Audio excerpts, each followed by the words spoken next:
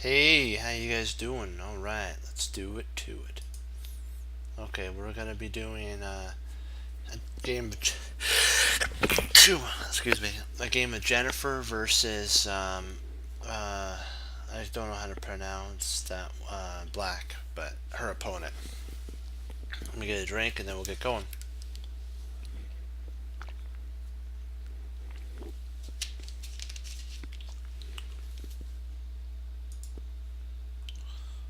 All right.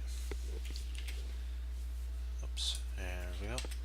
D4, knight f6, knight f3, e6, c4,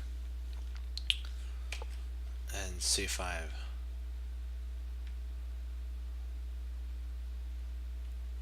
Oh, the Blum Menfield counter gambit.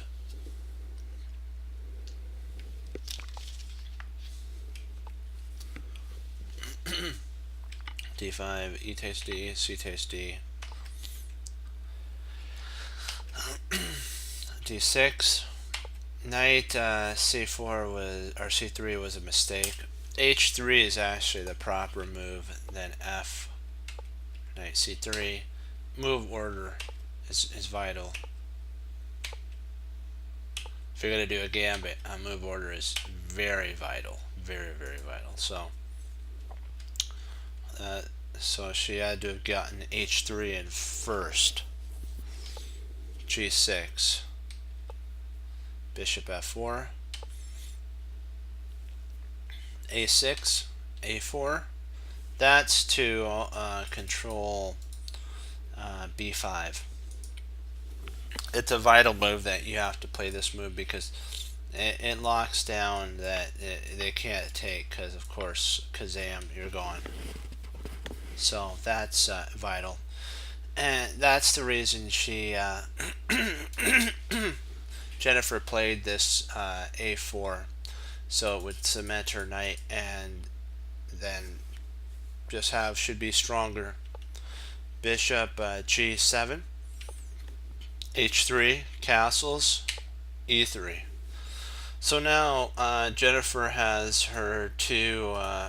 She needs to develop one more piece, then she can castle. Knight h5, bishop h2. This is very kind of symbolic of the London system.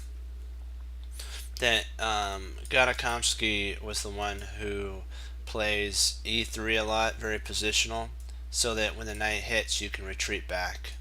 That's really good when it comes to the King's Indian type of setup. You want to pocket your bishop to h2. Sometimes your opponents will forget about it, and then they'll walk right onto the, I call it the landmine, and boom, kaboom, you win a piece, or a pawn, or maybe even the game, because they walked right into checkmate. F5, bishop d3. I gotta say, black's really trying to push for the initiative. You gotta hand that to her. Queen e7. She's thrashing to and fro. Castle kingside, knight e7. This is because of the there. She's trying to get control of e5. That's the point she wants to jump her knight into. So that rook e1, knight e5, and then bishop e2 to pressurize this here. See if a5 was played. This potentially could win a pawn, I believe. And you do lose the two bishops, but you do get this very outstanding pass pawn here. Knight f7 was played, so she kind of figured that little trick there. Didn't play this a5 first, because that was actually what her idea was based on, to lock down this and to put a bind on the knight. A5, bishop D7. Knight E2, or D2, knight D2. Knight F6, rook C4, and then knight E4. So finally, Black's knight found a pretty reasonably placed spot for it.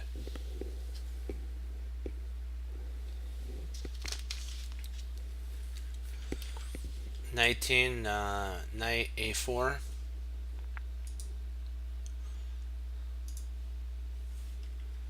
That's actually a kind of dubious move. It really doesn't have anything to do with the play. If you're going to go for an attack, go all in, because that's covered. And then let's play. Bishop takes, B takes, Queen H4, F3, or not, sorry, F3. Knight in, and then in comes the knight. There. And then this pawn's eventually going to fall here, so that the knight can actually just come back, grab it, drop material. Queen H4, rook F1, rook A E8, knight A B6, bishop B5, Queen E1, rook A3, and this is kind of one of those moves that it's a waiting move. It doesn't hurt because later on you could shuffle this rook over and eyeball there. B4. It's kind of interesting that she didn't take.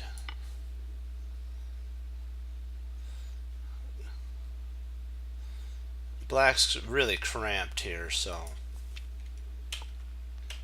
rook B3, G5, rook B1,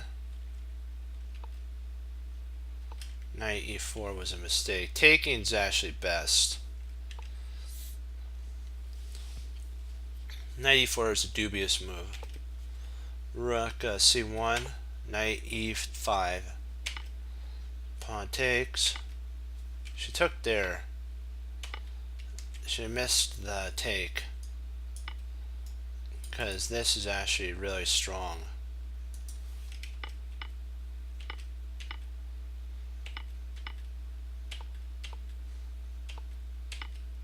Wham.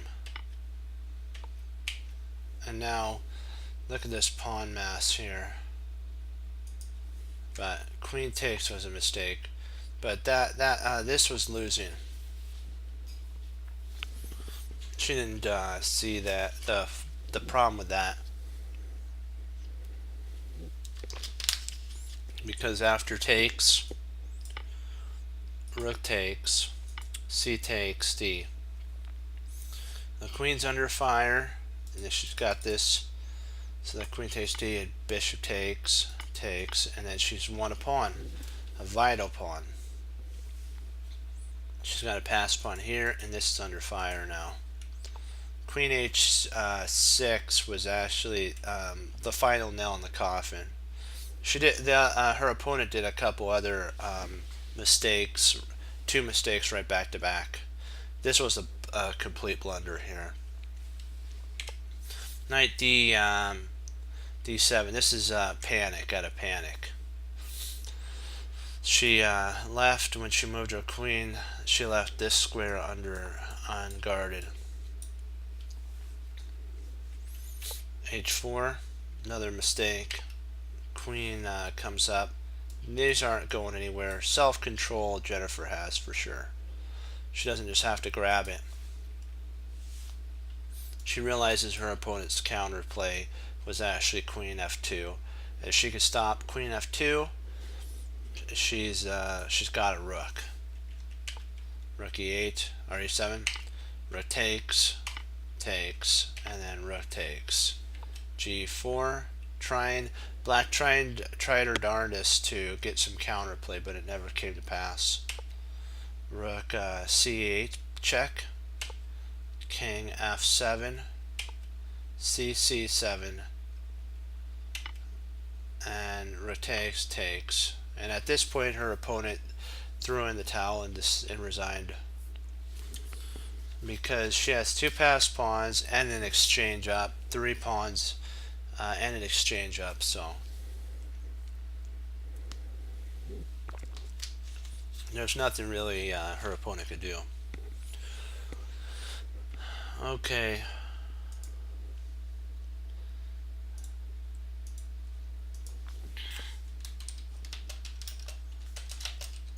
Are we ready?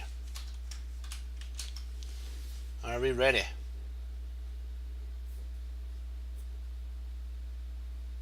Is everybody ready? We are going in to tactic land.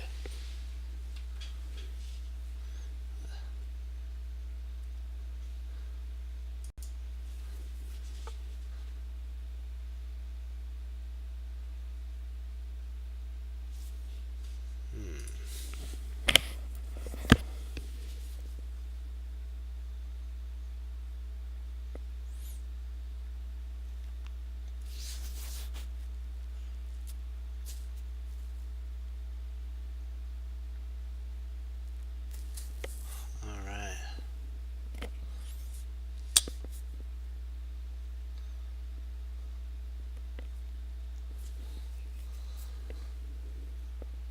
Trying to see what do we got here for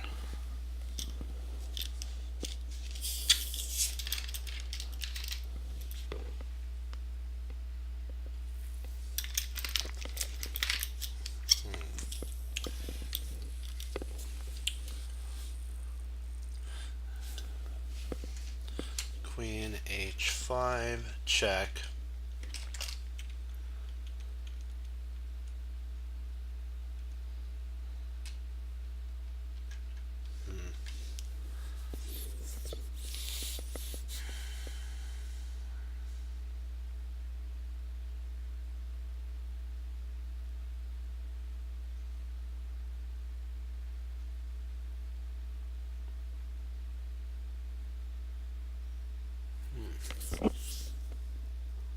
Trying to remember if I've seen a similar pattern like this.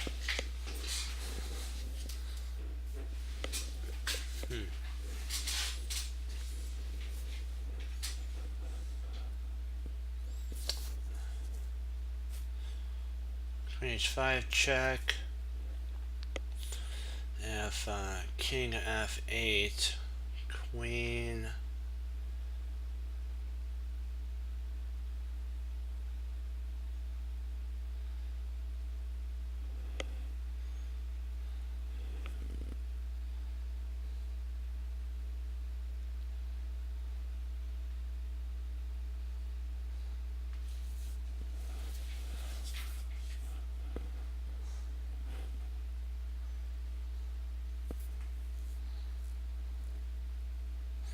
I'm trying to think, what does this remind me of?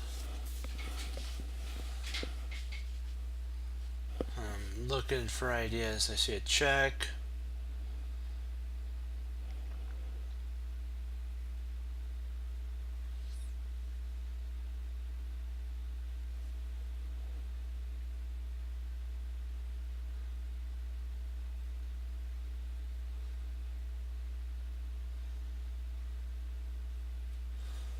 What type of tactic am I not seeing here?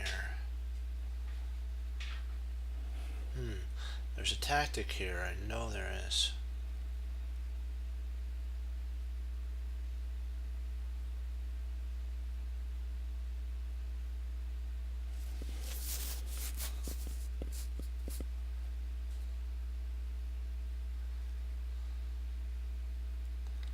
Queen H.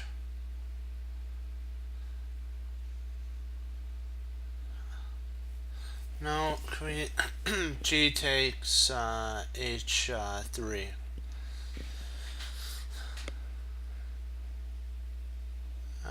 No, queen H5.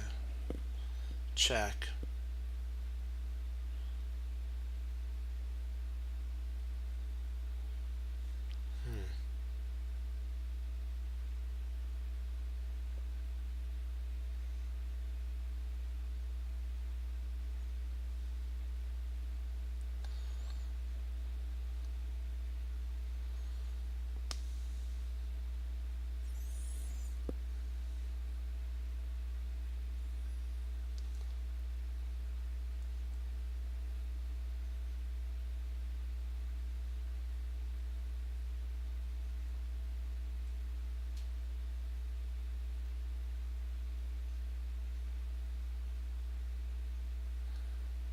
Let's see, what am I?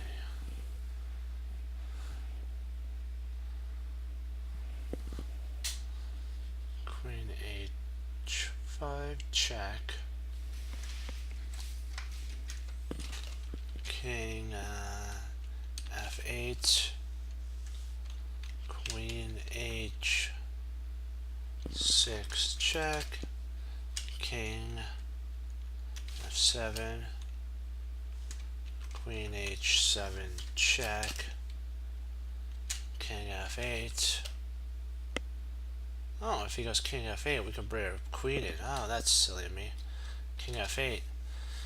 Then we have Bishop C5, check. And I think we're doing good in that line for an attack.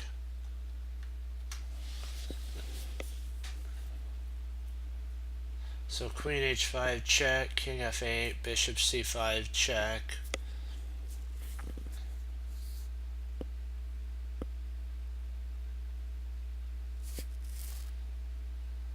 We're in check, and we're doing a check. We're checking the king, which means he has to move. So he doesn't have time to move his rook.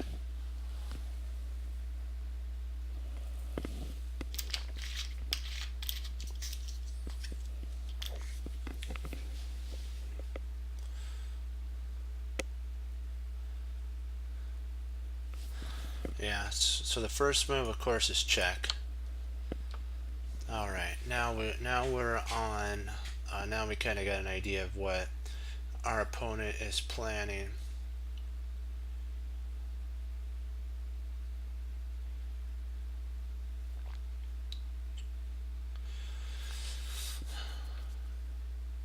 Okay, I'm thinking about doing a rook swinger. Playing rook E4 to G4. E4, G4. So that we need to bring one more piece into the fray. Rook E4, if F5. Then we have queen.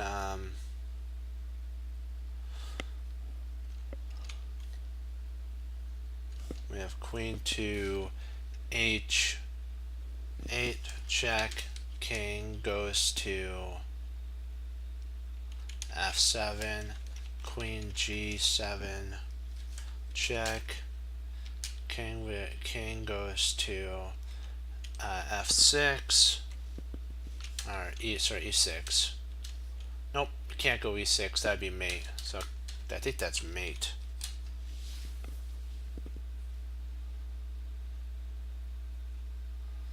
Yeah.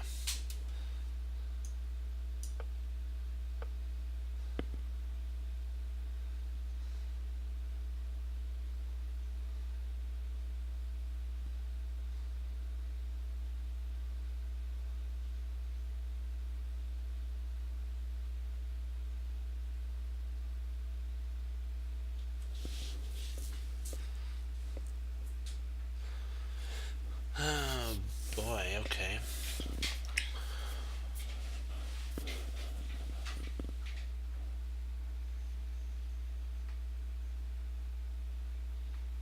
Let's see.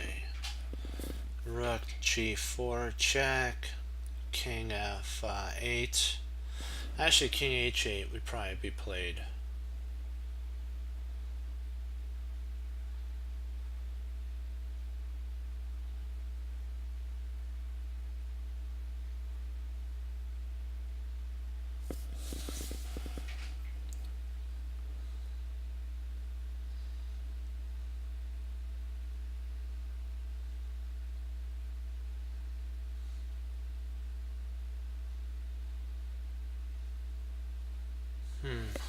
Let me see about this line here. Okay. Rook G4 check, king H8, queen takes, C5,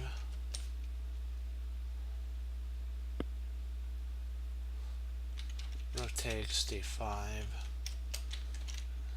bishop takes F6, queen goes to G7, and then rook takes on G7. Let's check there. Let's see, after we get back our material, we're a whole exchange up, I believe. Yeah, I don't really see any faults with this. Okay.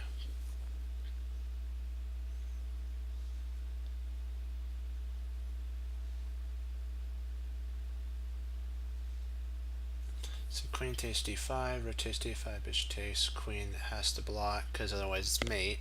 Rook takes, and we're winning. I don't see anything wrong with this.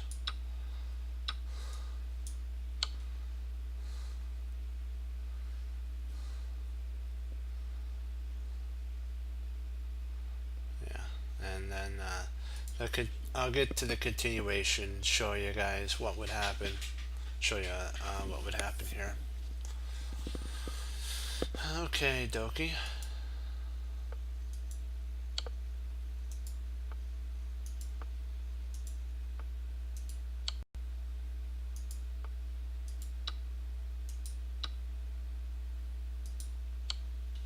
And then the queen has to block.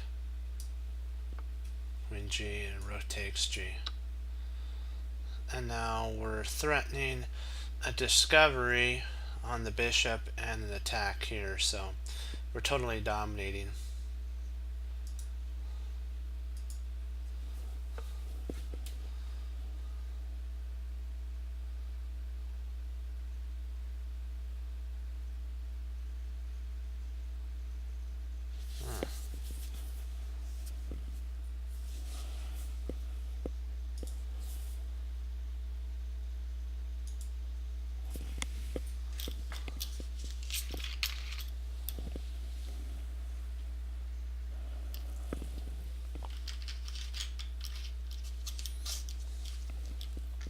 Remember, we're going for the queen, so don't get tempted. Bishop takes G3, check, right?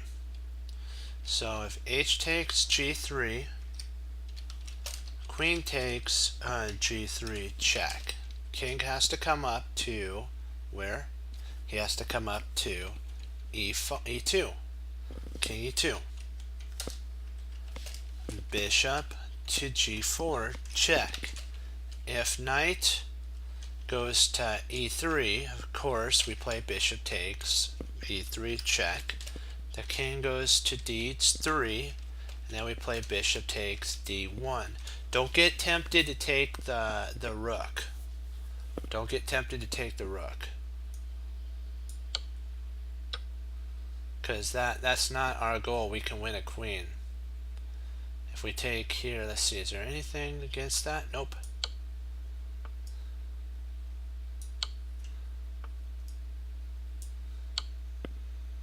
Oh, wait a second. Oh, sorry. Oh, it's wrong again. Huh. Oh, it's mate. Oh. Okay.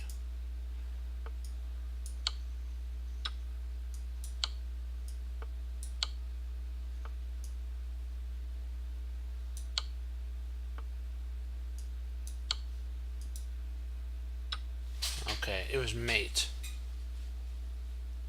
Gotcha.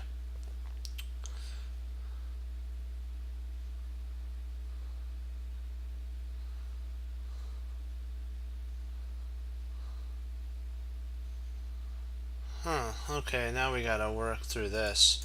This is an interesting end game to say the least.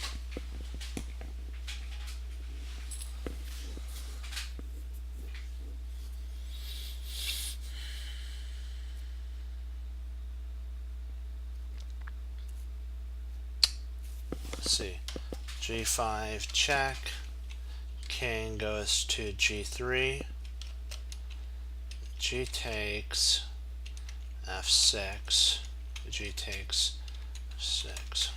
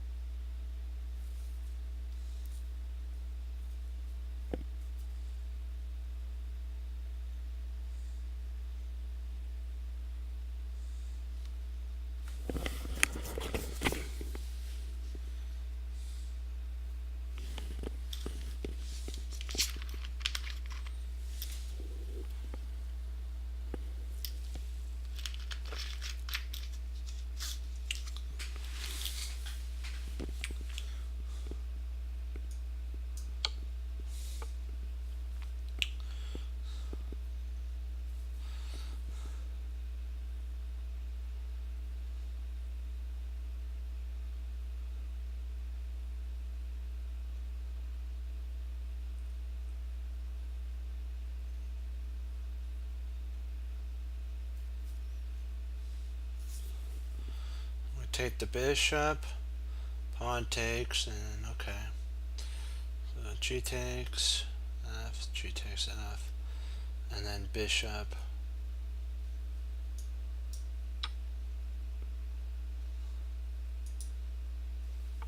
So there's our 800.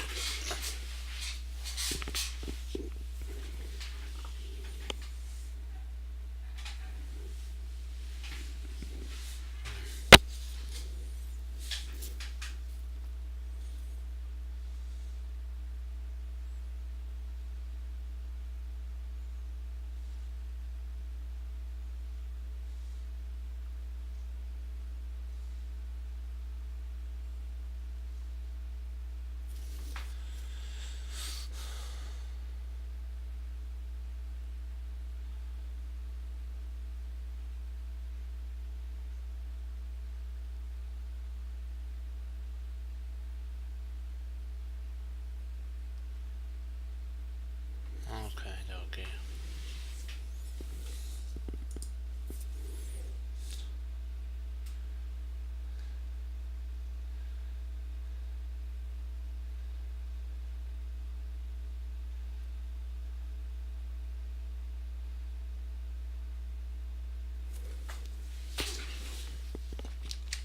Rook B8, bishop E4, check,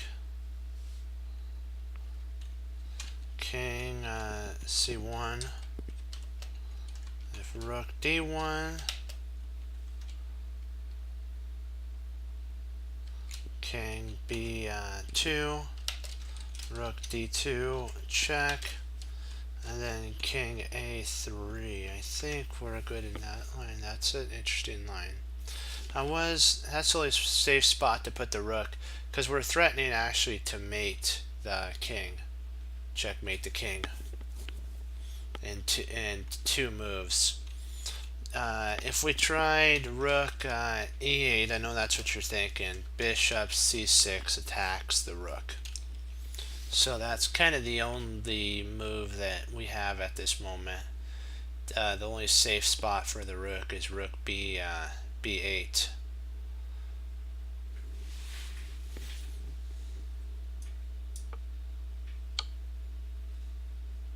We can't go B2 because B2 he can actually check on B6 and trade off.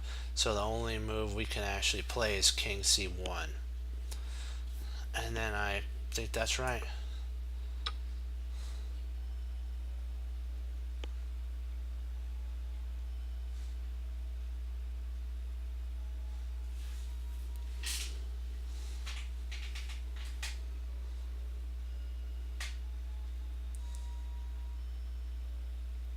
Okay, knight G6 check, king G7.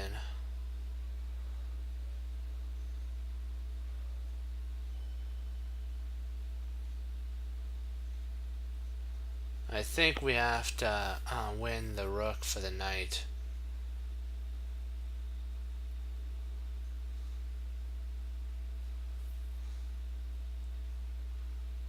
Because our mating idea doesn't work. The pawn on f6 is gone. Because knight g6, king would go up to g7 and no more checks. So knight d7, yeah.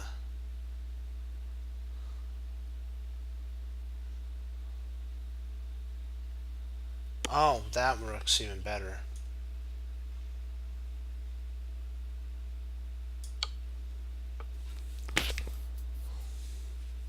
Yeah, that's a fork winning all the pieces.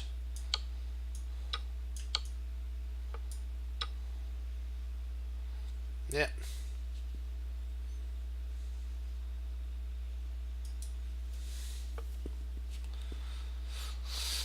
Okay. Do.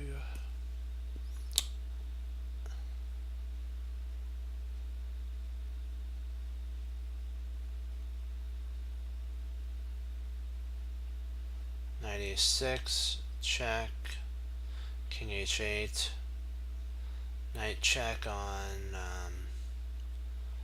knight takes c7 check, if king b8, knight a6 check. Well, probably not. Well, maybe, yeah, probably knight a6, and then we can actually reroute around.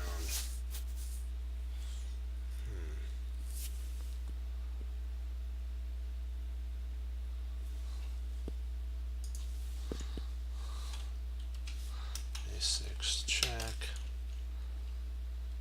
king a8, knight takes c7 check, rook takes c7, rook takes c7, e2, rook e7,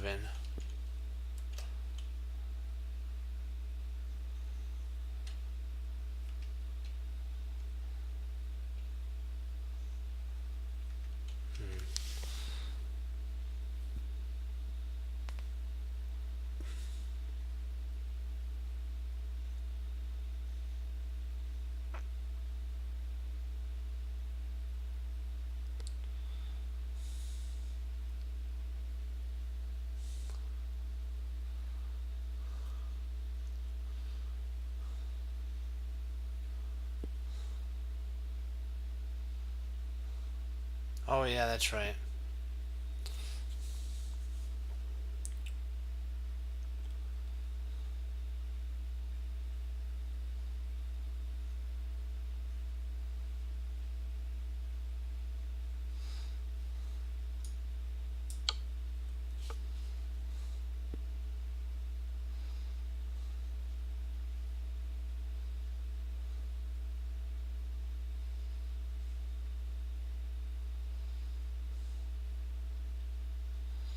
So does knight takes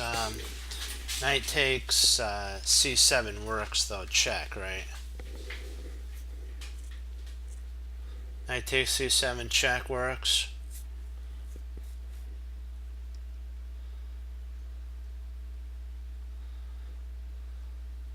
Just wanted to make sure.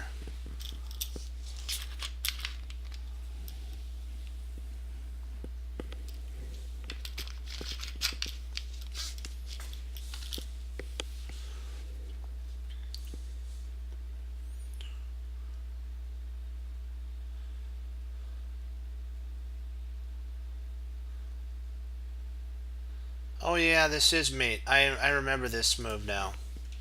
Knight takes c7 check, king b8, knight a6. For some reason I got a flashback on this.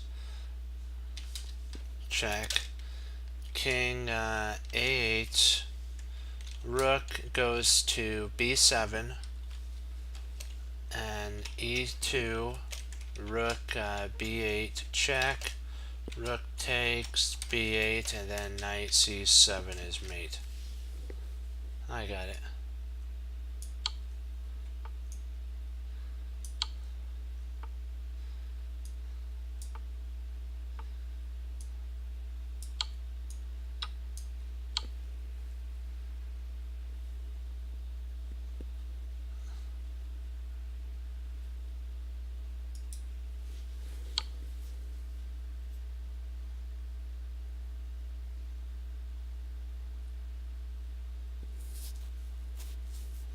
Alrighty. Nice work.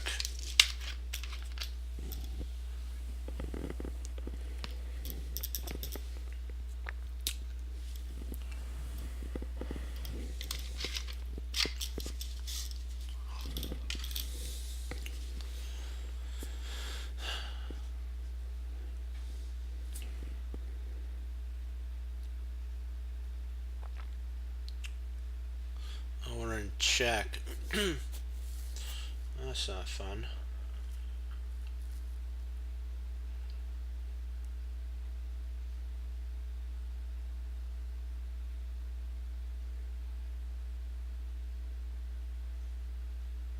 I think we get a two pieces for the knight, if I'm not mistaken. I'm thinking, yeah. Yeah, rook takes e7. Bishop takes e7. And then bishop takes c4. But there's also rook takes e7. D takes e7, and then bishop takes c4.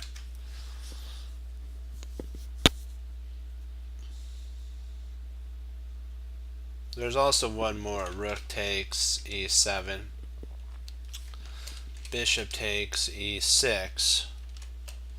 And rook takes e6 is also a line. So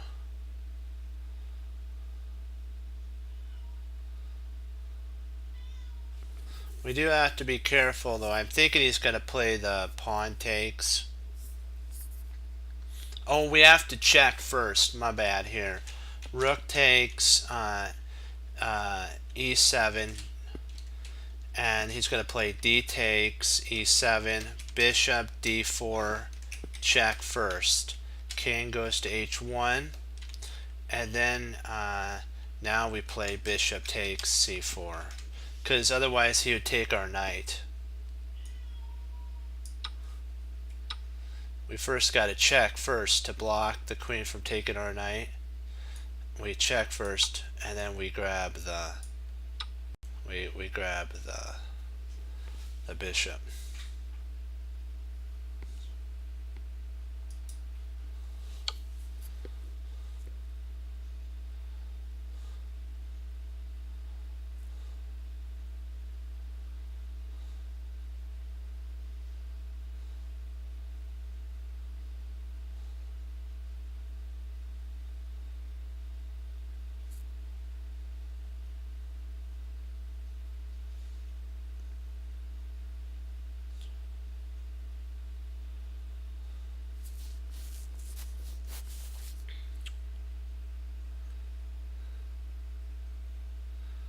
Huh.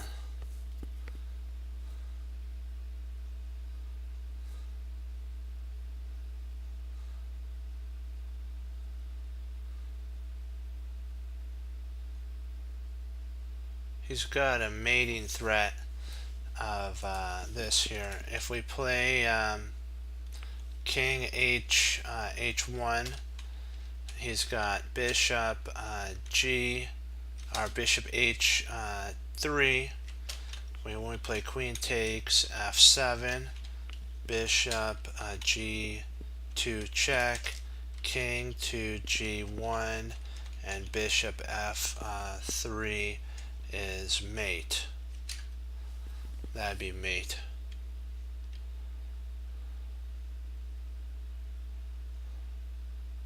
So I'm thinking we have to play bishop g4, rook takes g4, check, king h1 at this point. When the rook goes back to g8, let's say g8, Or maybe he'll go g7. We could actually play rotation. Trying to see what to do after this, because we have to block that diagonal. We have to see we're up a whole rook, so we can actually give an exchange back if we had to.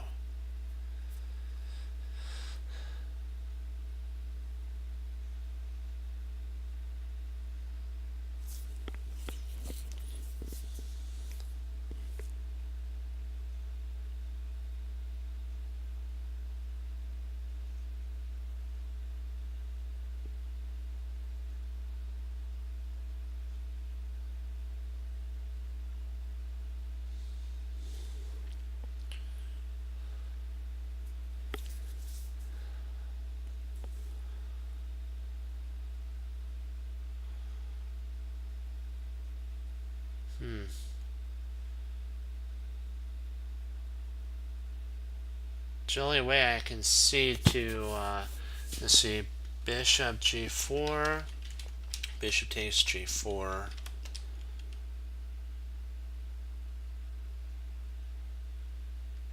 Maybe f3 might be playable at that point.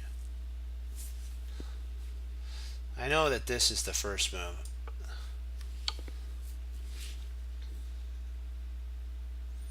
Okay, so he took with the rook.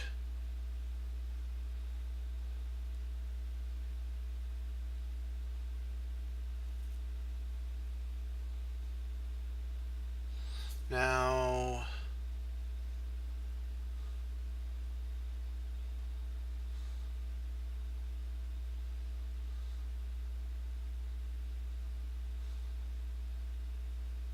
yeah, because you're right.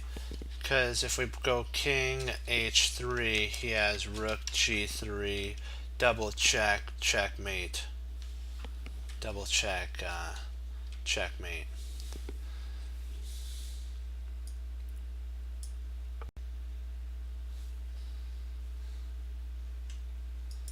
I just want to see what happens if he takes with the bishop.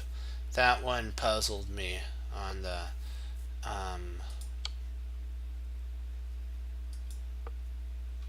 if he takes with the bishop here. I'm thinking f3 might have to be played at that point. Oh, queen, we can actually take here. Oh, it's because this is covered. Okay, that's why that doesn't work. You'd have to play here. And then king to h3 at that point does actually work. h2, if we went back via here, that'd be mate and 1. This is the only way to hold mate. Okay. Alright. Alrighty then. Well, wait a second. Actually, I do want to see the continuation, kind of. I'm curious about that. Because you might get into a position where that's could be played.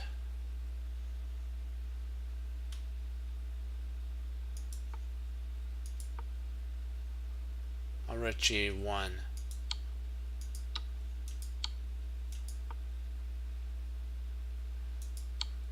So king g, queen g2.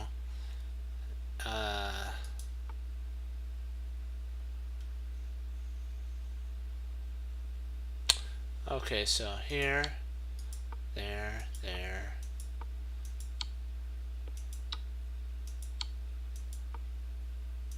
And it's better for white. Okay, gotcha. Just wanted to get a look-see at that. That one always puzzled me.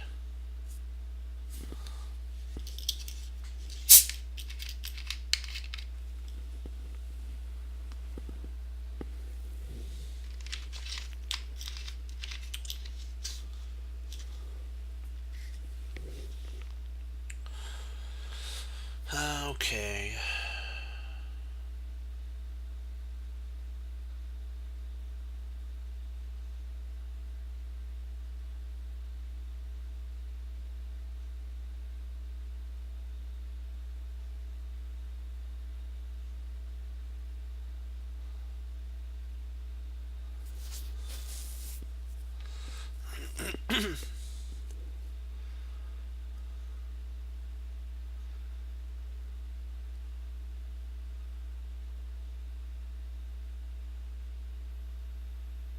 think we just grab the... No, we can't grab the knight.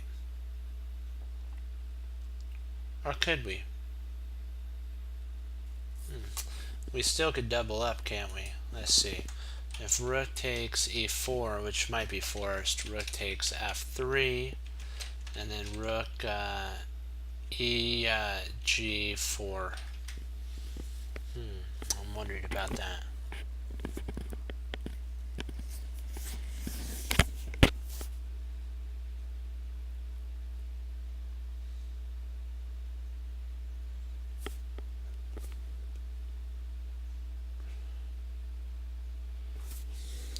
Because I don't really see any way of... if we try running with the king, like king c4, he's got knight to d2 check, and that would just throw us back with actually a better position for our opponent.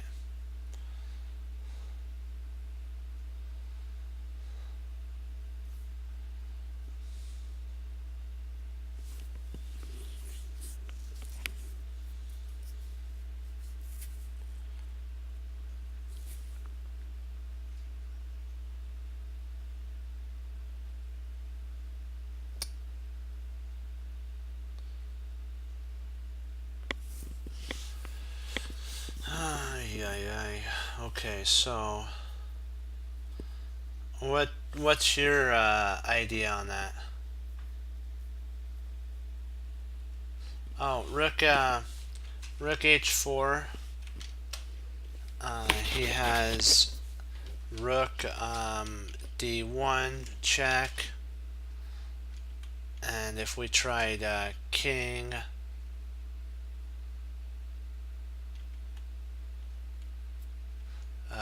c2 or c4, a knight d2 check would be played. And then if we tried going the other way, let me see. If we tried king e5, he's got knight g5, which would check, which picks up the rook.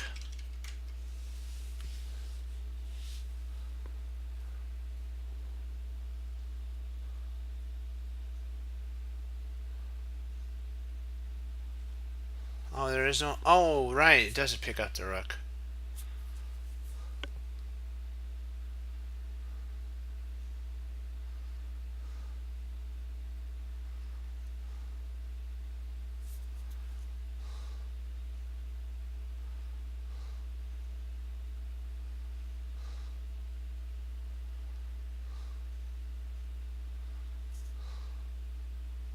King what?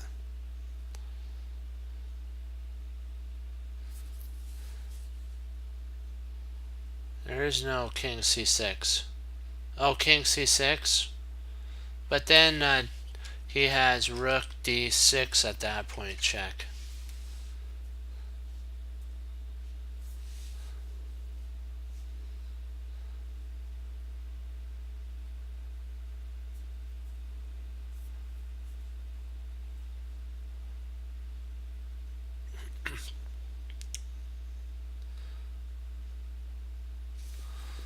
I think you're right about this, though. So I was wrong.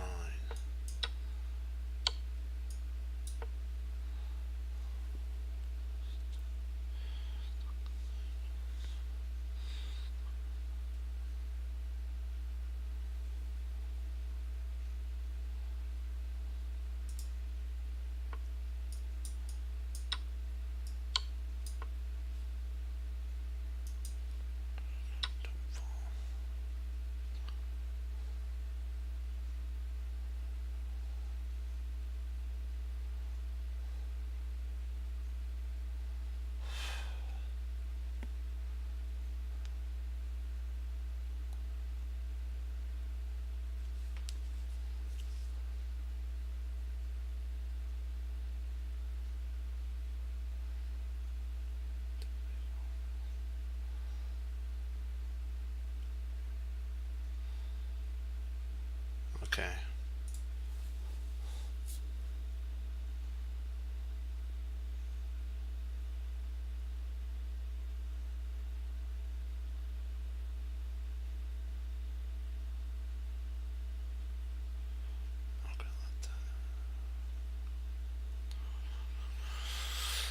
Okay.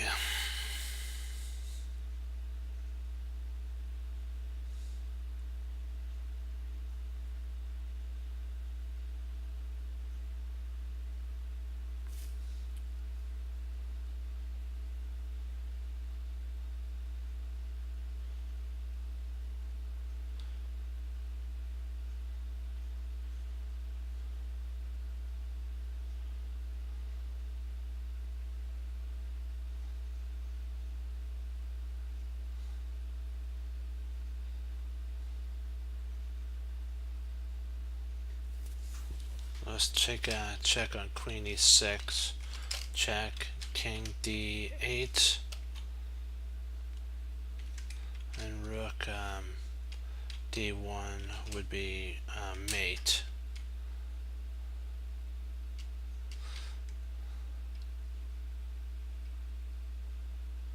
Not mate, well, queen e6, king d8, rook d1 check, rook d7, and queen takes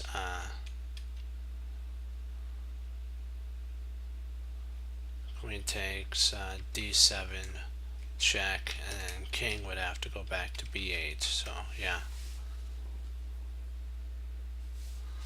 What? Bishop, yeah, bishop e6.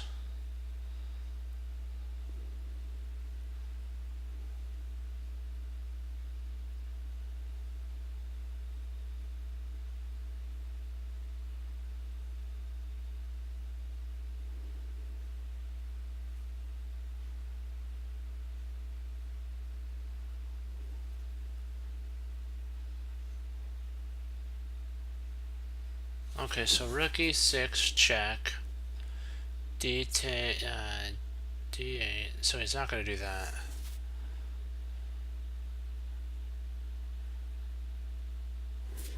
So he's not going to walk right into that problem.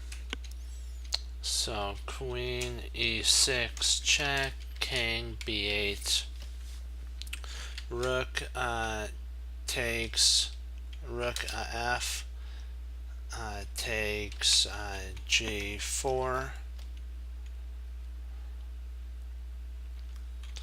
queen e7, queen takes g8,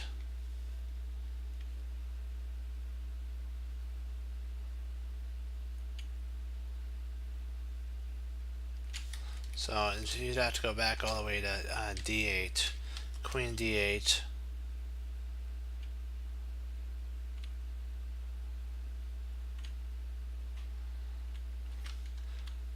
queen takes g8 still. If queen takes g8, rook takes g8, and there's no way to prevent it, so queen takes g7.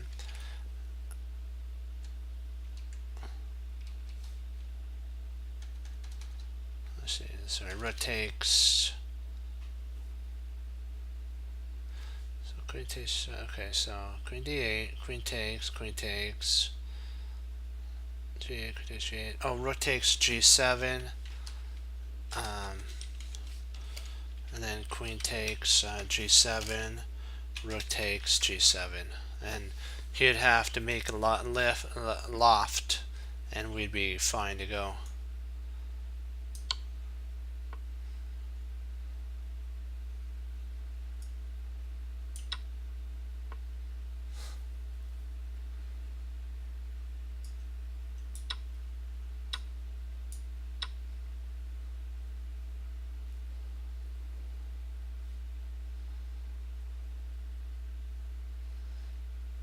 There's also this line too, and it's even sweeter. It allows you to be a rook up. They just went for the death line basically. There.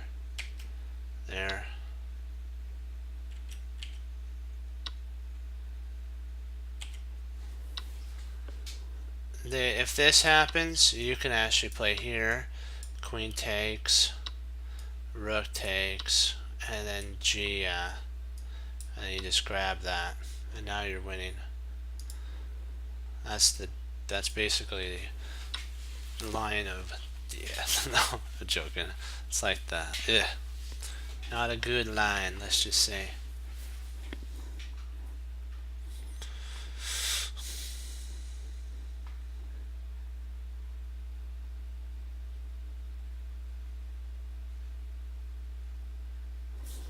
Trying to see how can we trap that rook.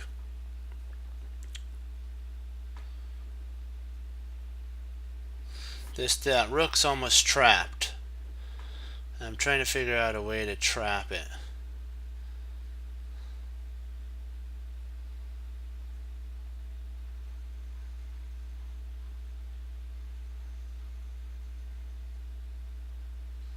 Do you kind of see a way to trap it at all? Because we're so close to trapping it. I'm looking at potentially.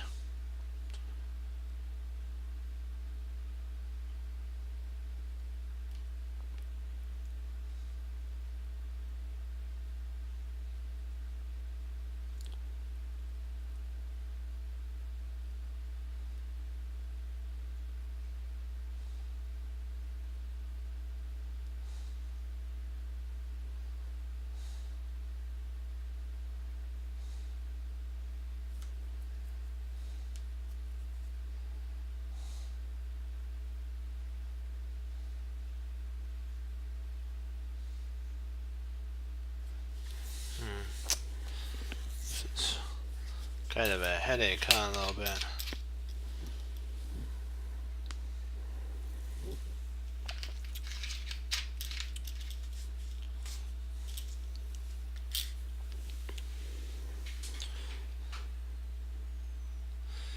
There's king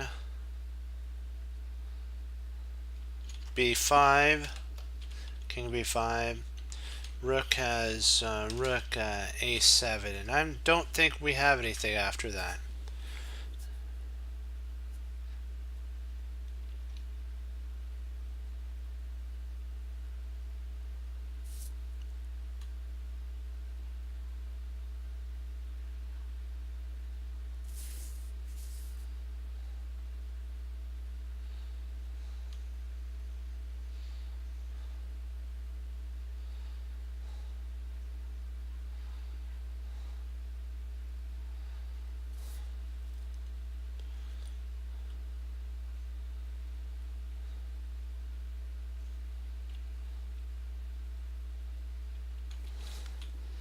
There is king d6. If rook a6, then we have bishop c6 check.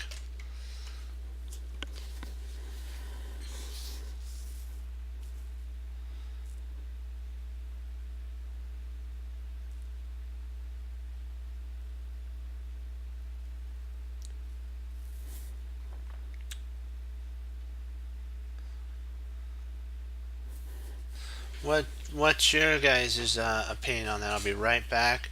Type in what you think the move sequences are.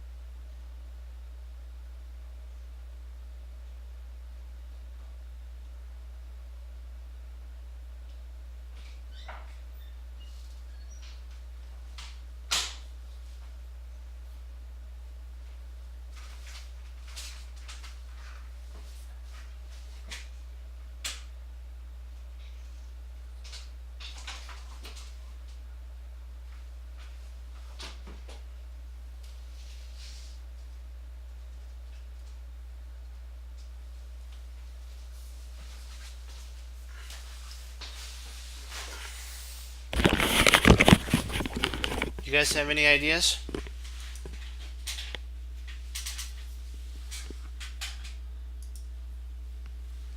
Huh?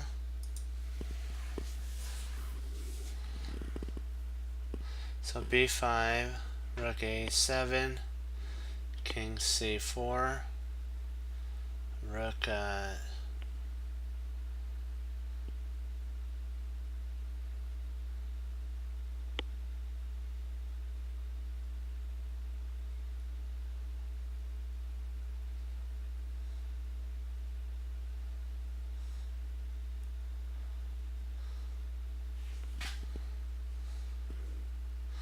okay, so you're saying king b5, rook c7, a7, king b6,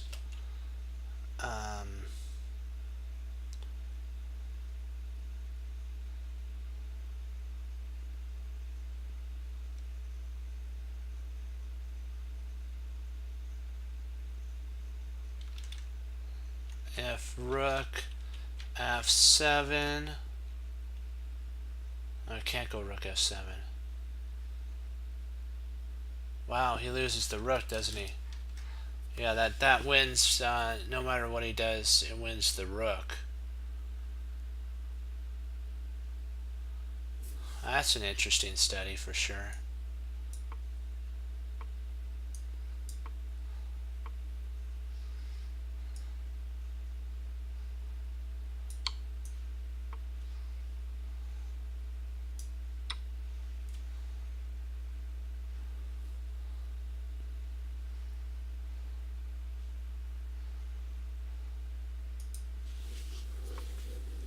There's no, oops, we should go back. I'll go back and show you all the lines where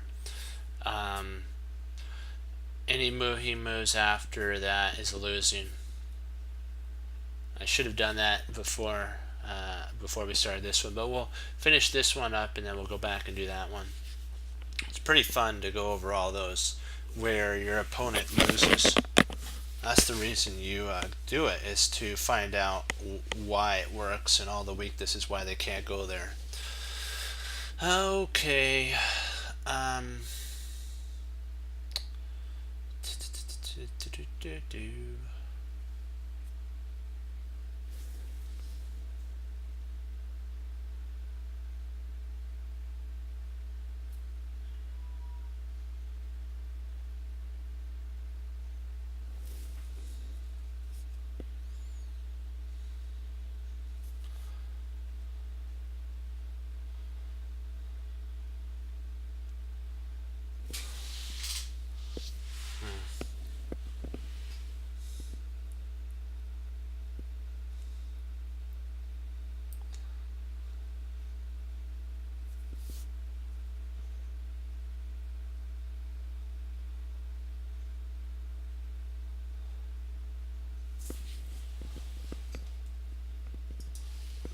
Okay, bishop, f5 check. King has to go to a1, queen c2,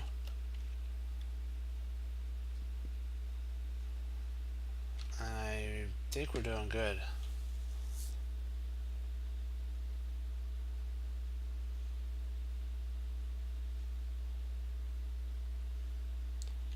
I think we have to set it up properly. Bishop f5 check.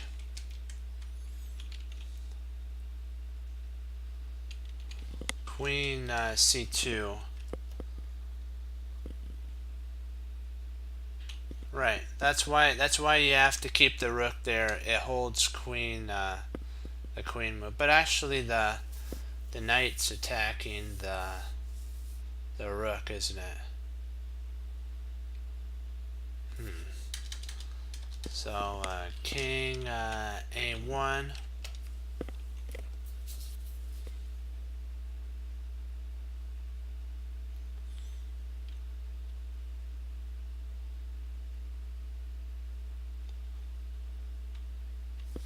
So then rook takes d5.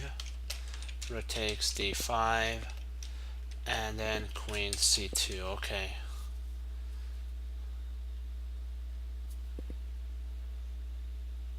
Yep. First move is this. And then now we take and go.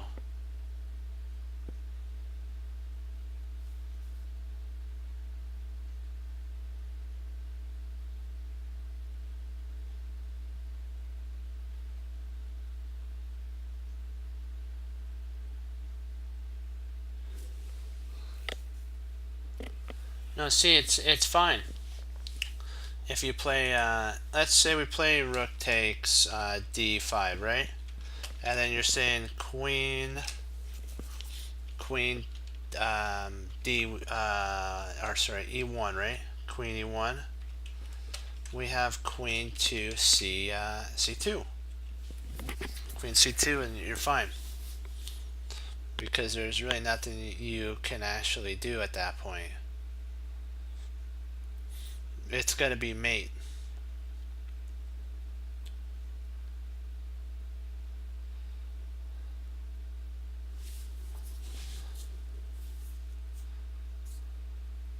Rotate d5, rotate d5, and then queen c2, and we're crushing the opponent at that point. Yeah. So let's do it.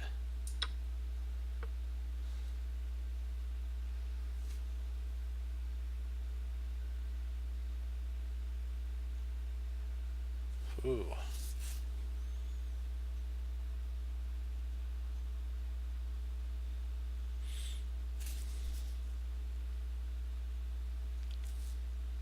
I think we have to double up rooks. I think we have to play rook a d8 here.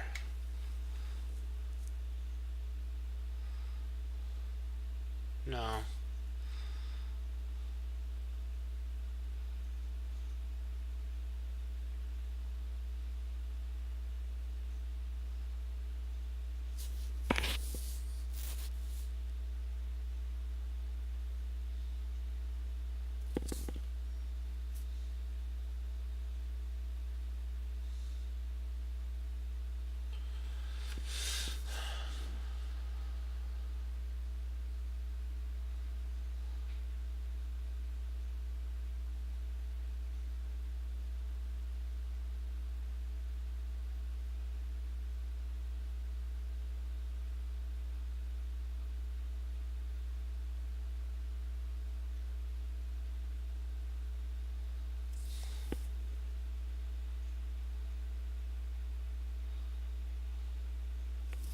Let's see. Bishop e6. Rook takes rook takes d5. Bishop takes. Bishop takes d5. Queen takes d5. Check. King.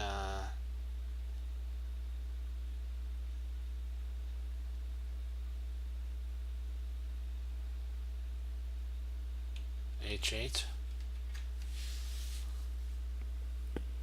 Oh yeah, you're right. Oh, you're right. Sorry, rook takes. Yeah, that's right. Bishop e6. Rook takes d5, and then queen c1 is mate. Yeah. Okay. Yeah. So he can't really take after that.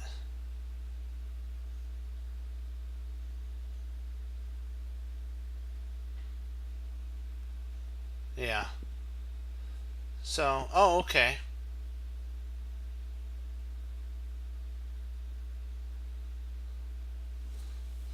So I think we're still okay though in that line.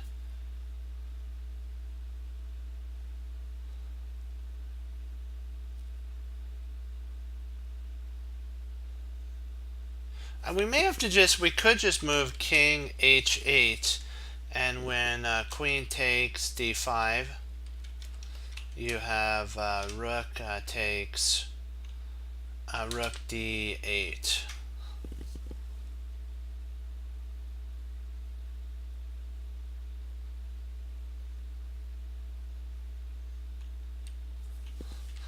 King h8, and if rook takes d5, bishop e6, and we counterpin him. We counterpin him at that point.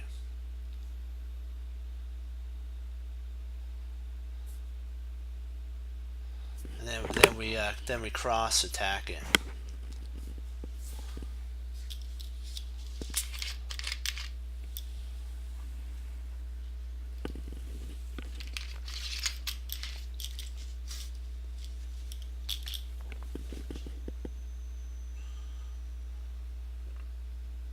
So what do you think about king h8?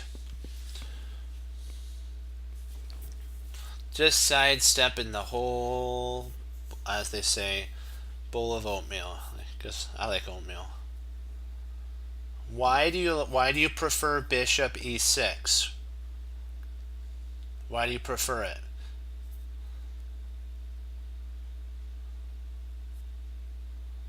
See, that's the whole thing. You need to have a line to go with it, because we got to make sure that what we're thinking is right. If we actually don't hold the rook. He can actually win the rook that way.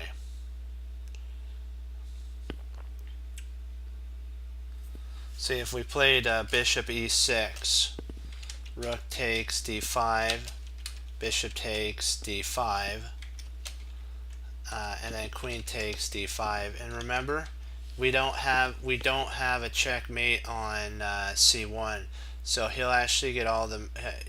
He won't get material back. He'll be about equal. He'll only be an exchange down. He's not going to be like a huge amount. And see, my idea about the rook to h8 was that if rook takes on d5, we do have bishop e6. Oh, you're thinking queen. Oh, you're doing a counter pin.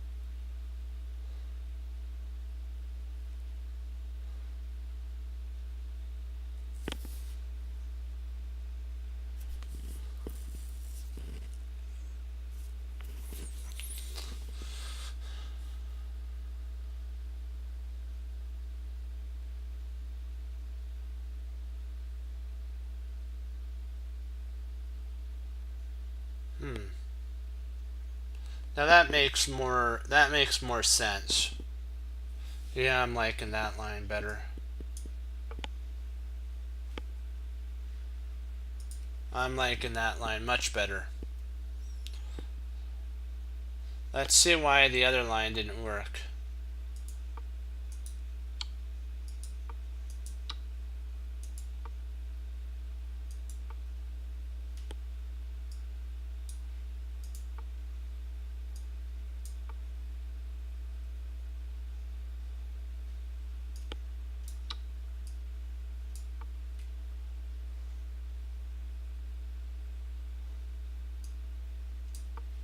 Ah.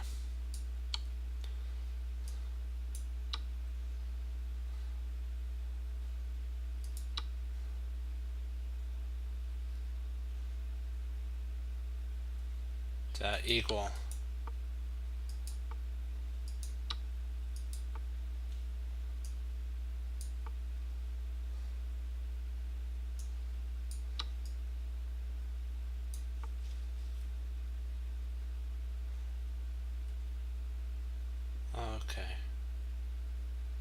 Gotcha.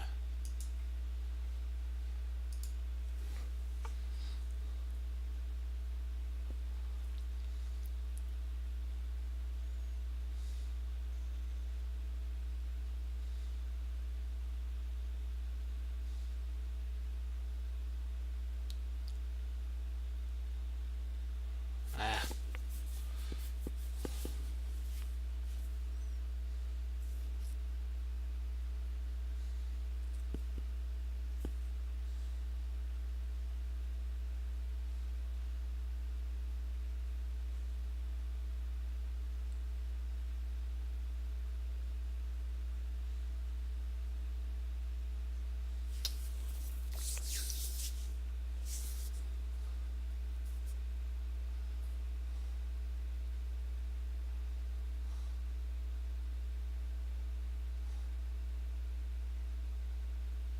Yeah, that does make sense, doesn't it?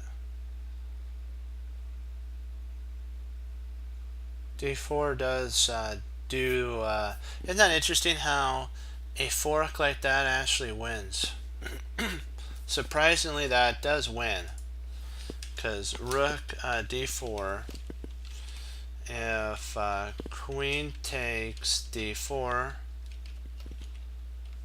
we have queen to c8 check, and we win. Rook d4, rook takes d4, we have queen c8 check again, and we win. And rook d4, of course, if a2,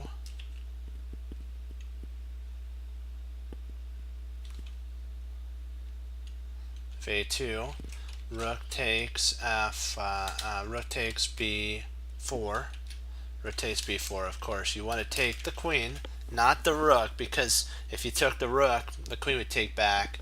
I guess you could still take the rook, but take the queen because he's going to have to take back at that point. He could potentially play a1 equals queen, but that loses to queen to so many different places. You could do queen b8, c8, or d8 check, and you win. So let's just do d8 check, and there's no way to stop it.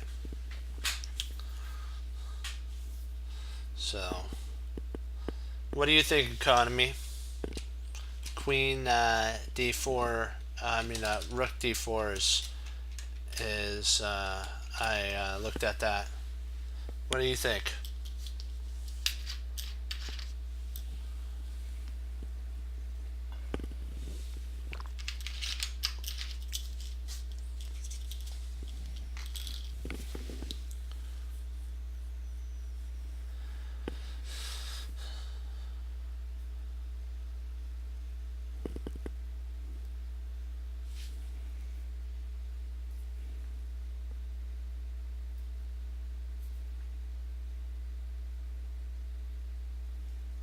What do you think, economy?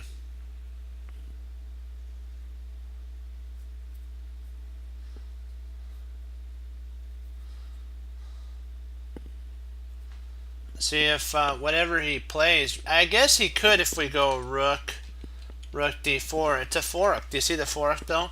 If he plays queen to f8, we have rook. See, this is a way that he could do it. Yeah, rook d4. If queen f8, we have rook d8, and we pin the queen to the king. So I'm thinking that is right on the mark.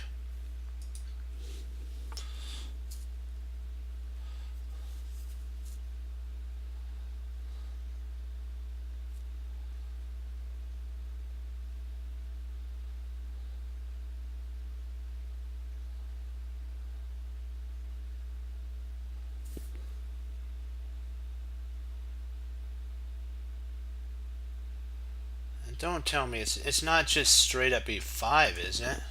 It's not e5, is it? can't be that easy, can it?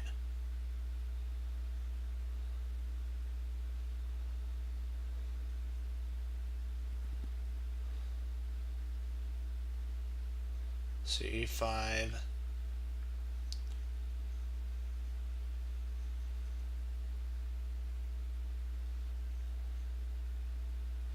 I don't really see.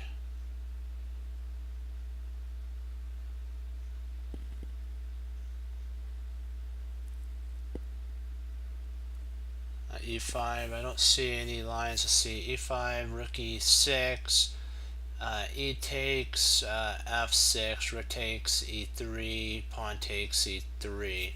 We're up a whole rook. Queen e6 after we play e5. Pawn takes d6, and we're still up a whole rook. No checks. The queen covers c3. I don't see anything wrong with it.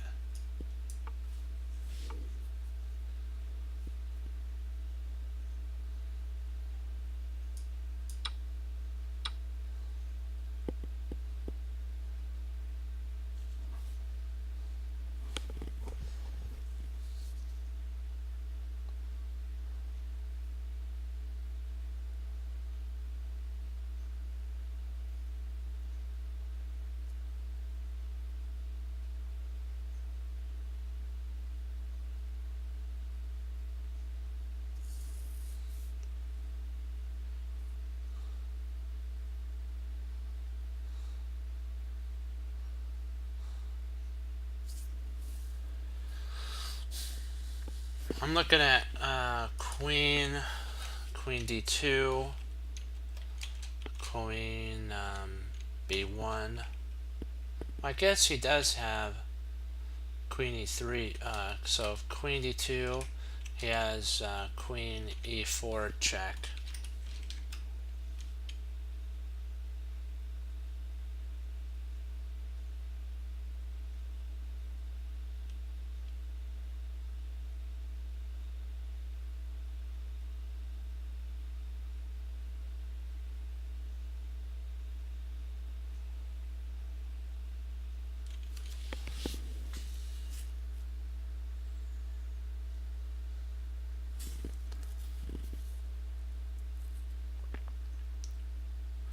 And sorry, queen d2, queen.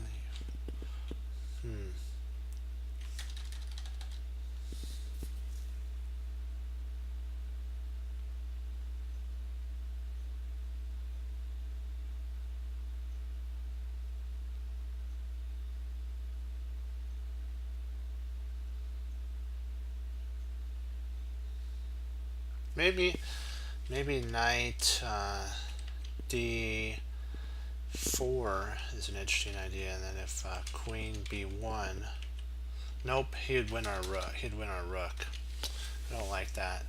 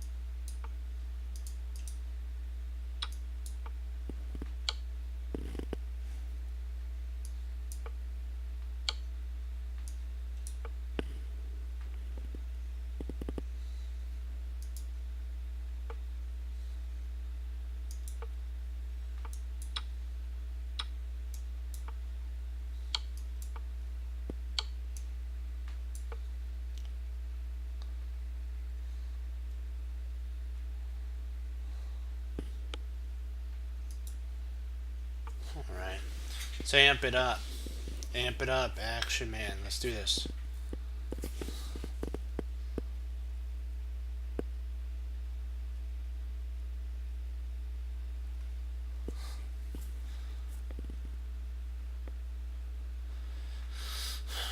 Okay. Let me see here.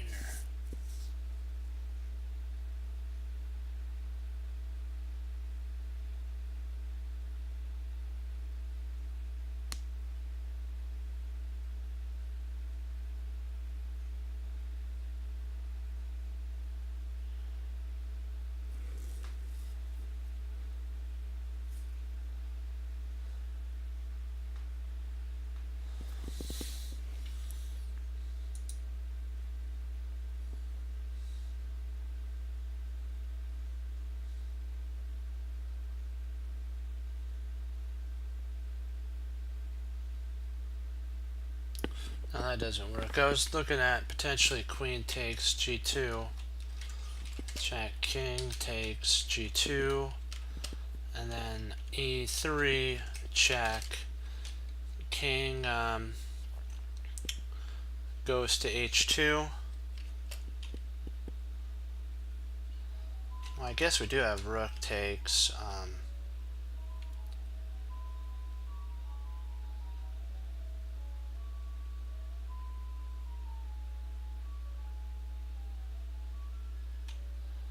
Rook takes f2.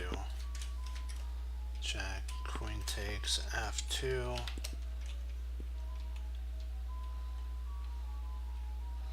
And then e takes f2.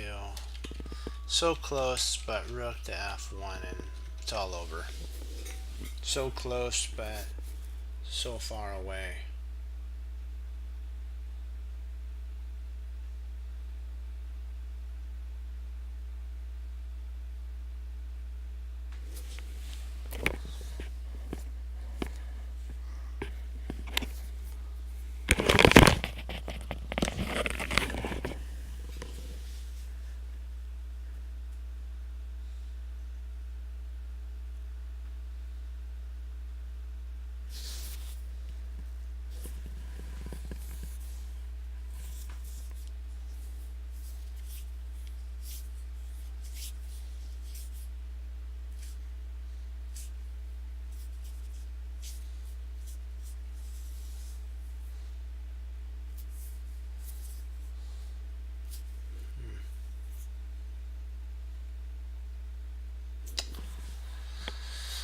Let's see, what do we got here?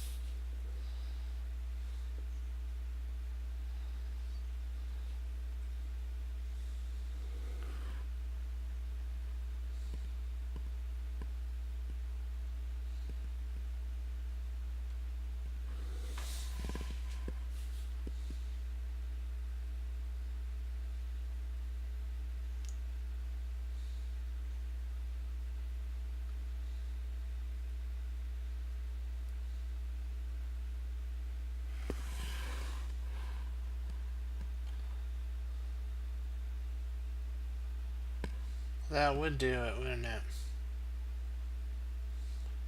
Well, let me see here. e3, bishop takes, e3, queen g3. I was looking at this line. Rook e2. Oh, then rook f1 is mate, so he can't actually. Oh, interesting.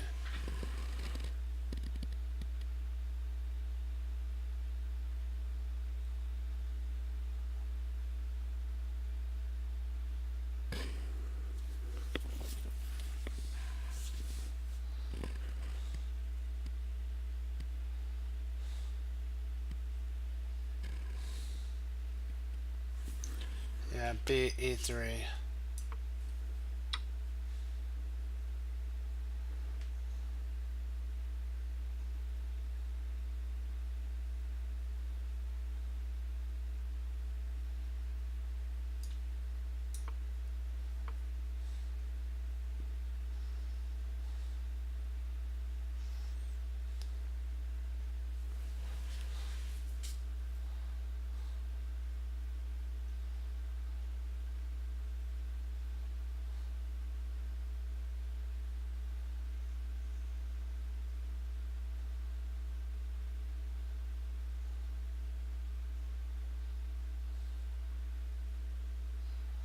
Do we play bishop? No, we can't. I can't do bishop b5 because of c4. Ugh. Man, what am I? Bishop takes g2. Oh, that wins, doesn't it? So bishop takes g2, check. Queen takes g2. Queen takes e1, check, king h2, and then queen takes e3. Okay, that makes sense.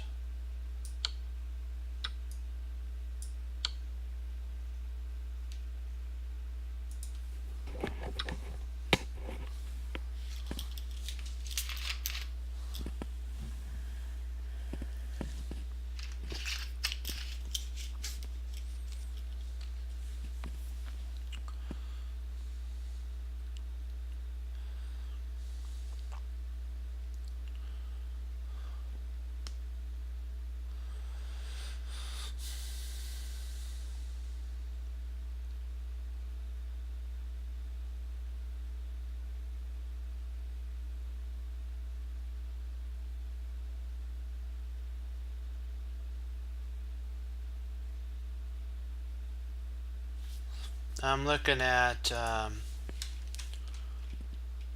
rook takes b6, queen f1, check, rook b1, check, queen f6, check, c3, and I think we're good to go. I don't really see anything.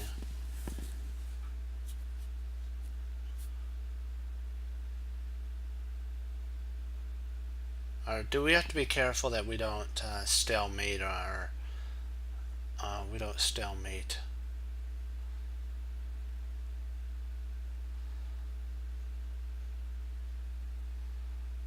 We gotta be careful we don't stalemate black, because he might actually want us to do that.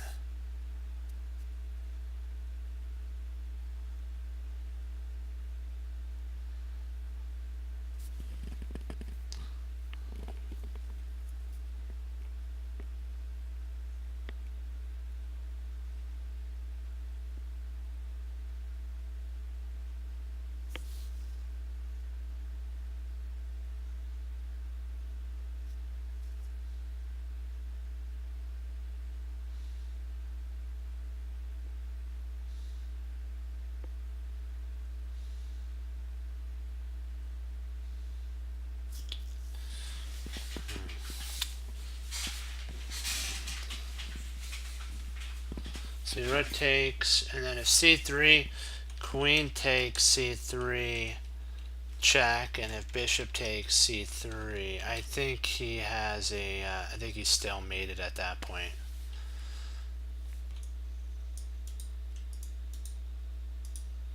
And he's dodged our attack.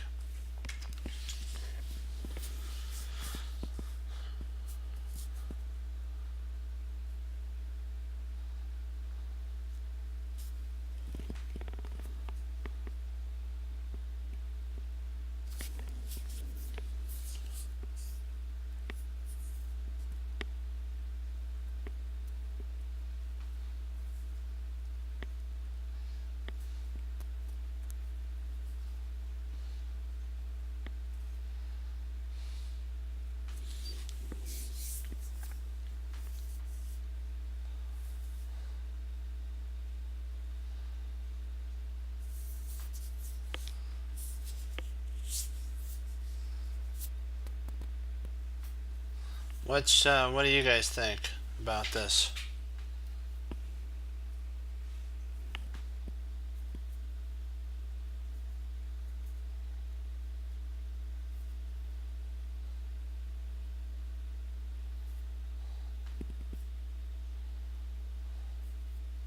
Hmm? What do you think, economy?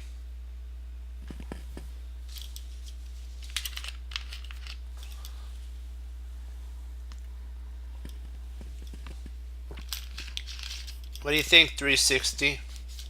Do you like the idea of rook takes b6?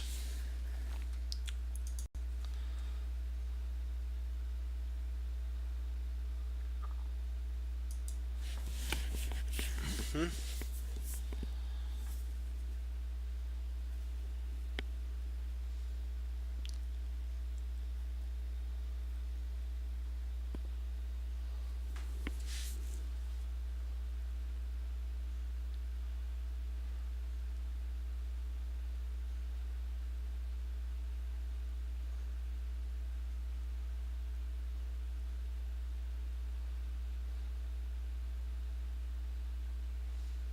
Hmm.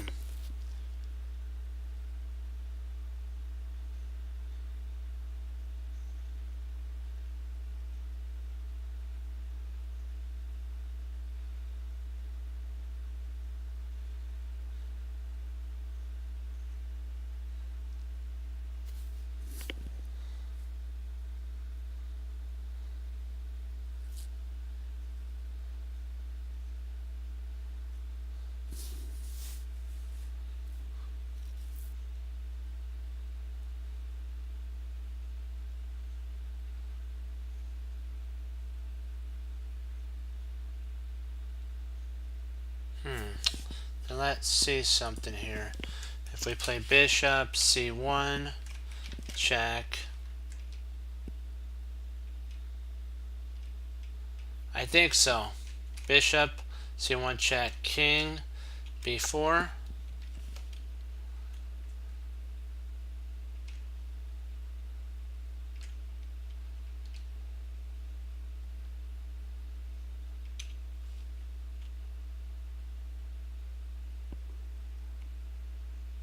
I believe so. We're trying to win.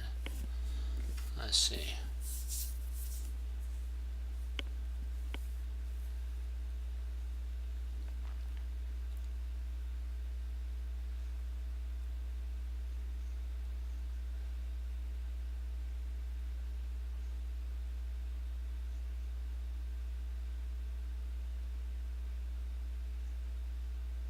Trying to see if we can't get a skewer via the a3 to f8 diagonal. I'm trying to see if we can't skewer the queen with our bishop at a3. I want to see if we can't get a bishop to a3 check. To see if we can do that.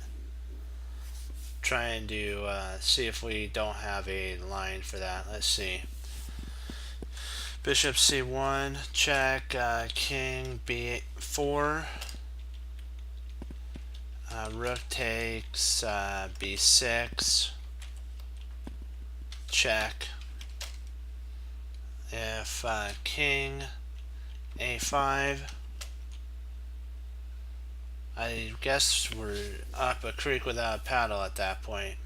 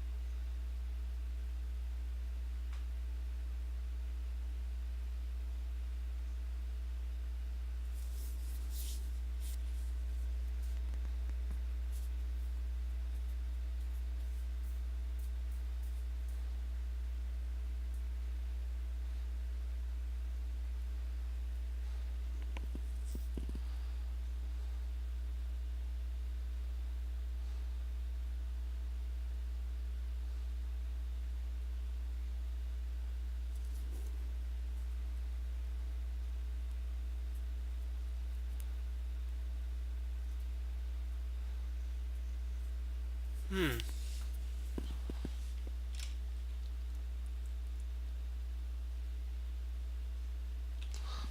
bishop c1, check, king b4, bishop a3, interesting, check, king takes a3, rook,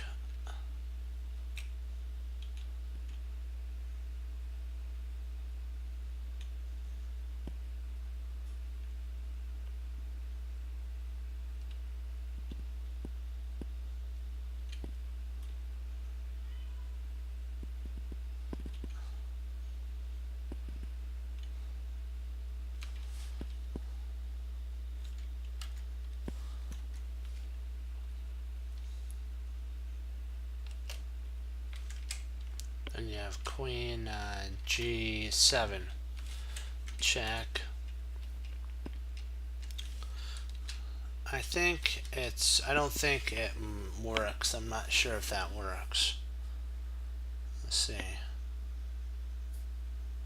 It was worth a shot though.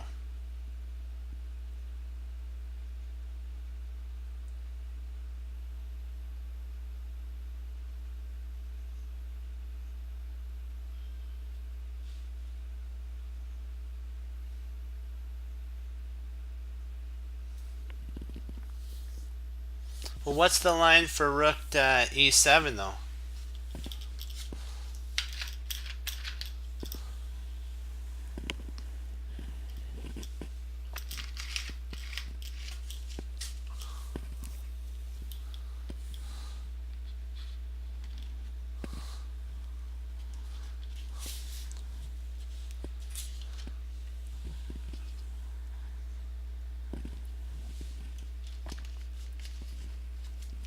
Oh, gotcha. That makes sense. Yeah. I think you got it. I got a feeling that you have this one. Because rookie, and then if he takes c3, he has to, but really he can't really check anymore, can he?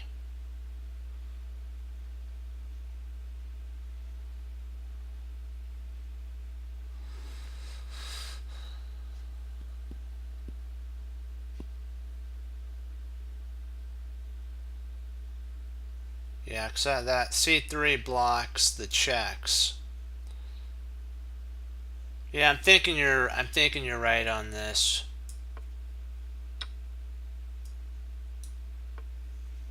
Yeah.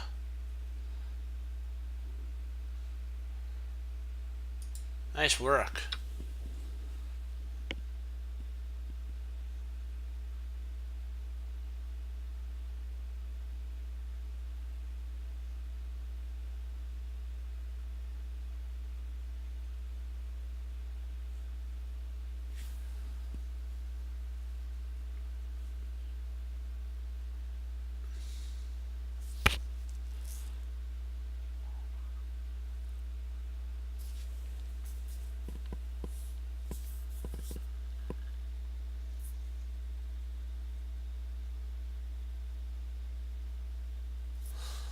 Yep. Knight. I'm looking at knight e2 here. Putting the question to the queen. What do you want to do, my friend? What do you want to do? Or we could double up. We could try queen f3 is an interesting move too. That goes right after the knight. So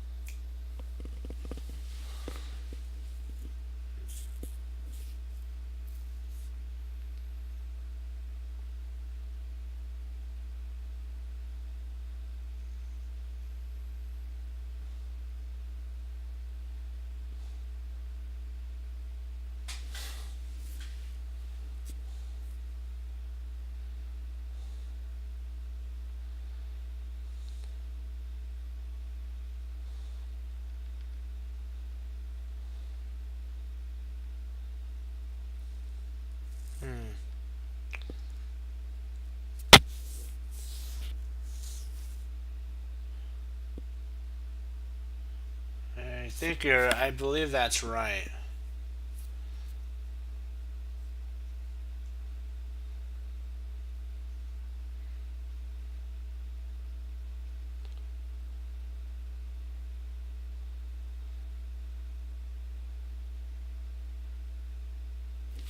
Yeah. Oh, wait a second. Hold on. Yikes. No. It's not this, is it? No. What did I miss? Oh, really?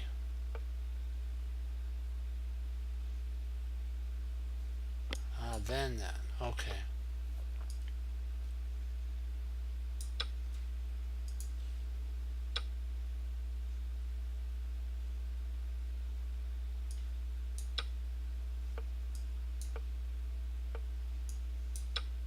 There's a reason for that.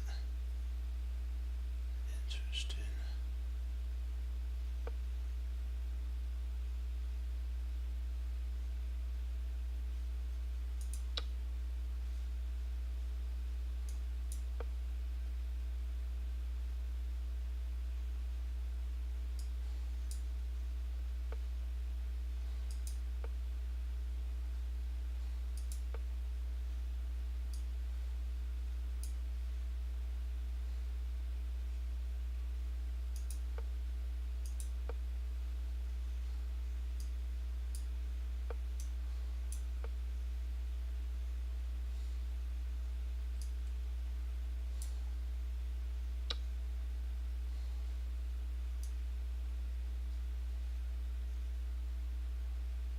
Oh, it's because, oh, equal material.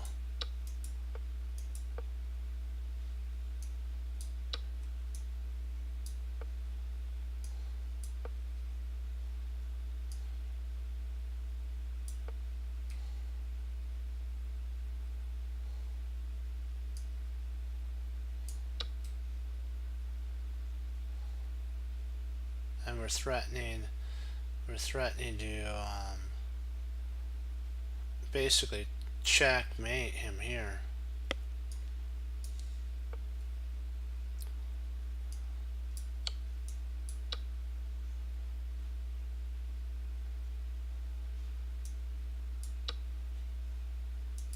Okay. Snap.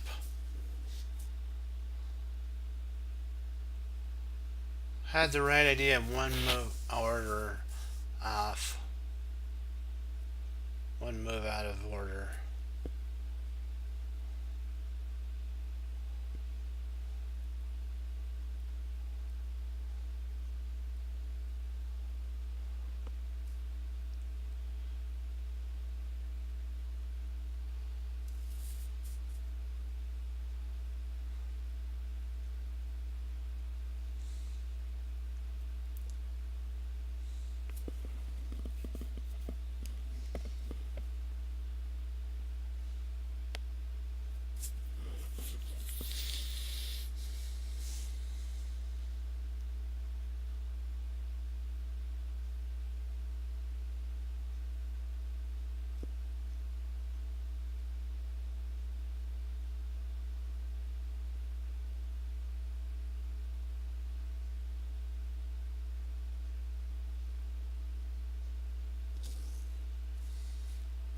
Looking at, let's see, Queen G1 check.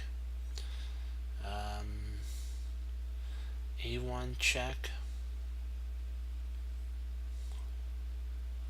There's two checks actually here. There's Queen G1 check and Queen E1 check, or Queen E1 check.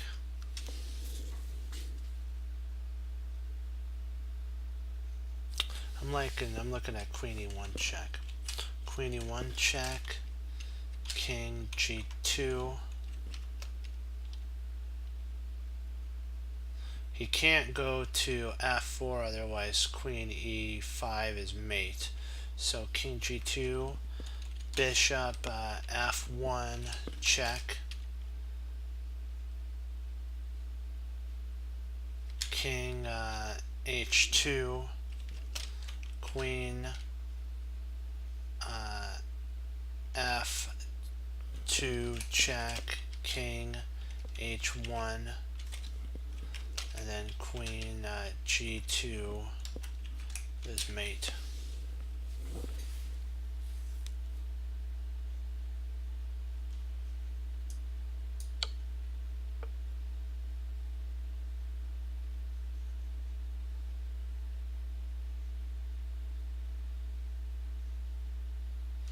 Let's check one thing out. Bishop, I have to check one thing. F1 check, king G1.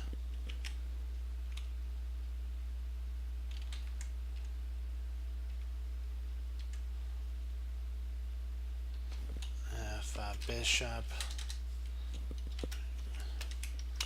bishop, E2 check, king G2.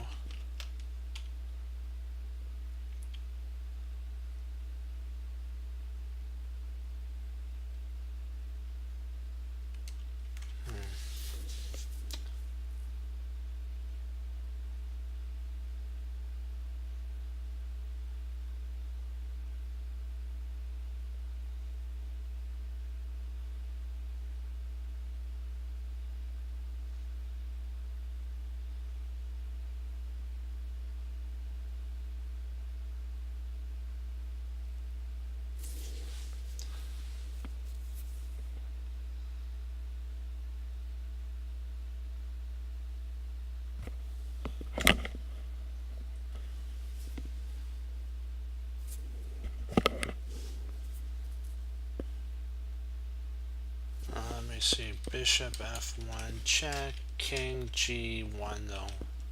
King G1 is what I'm trying to figure out.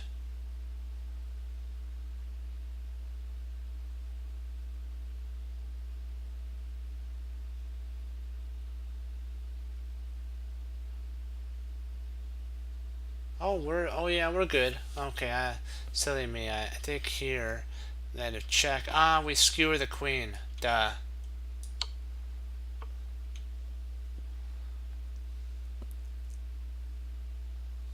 We actually skewer the queen, I believe, if we play bishop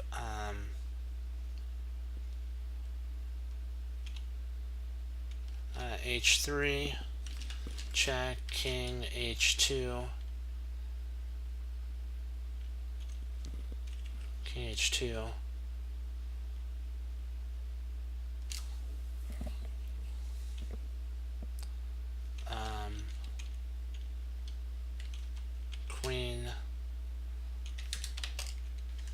Queen f2 check, king takes h3, queen. Oh no, that doesn't work. Well, yeah, does it? No, it doesn't work. I was trying to figure out to see if queen f2 works.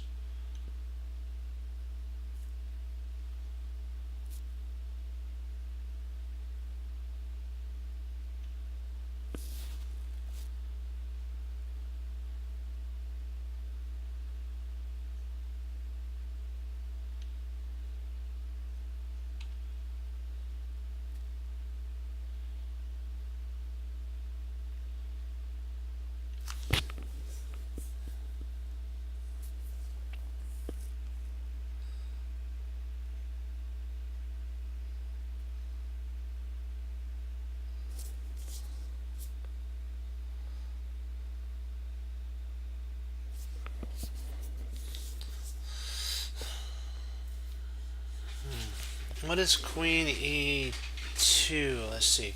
Bishop e2. Bishop e2 check.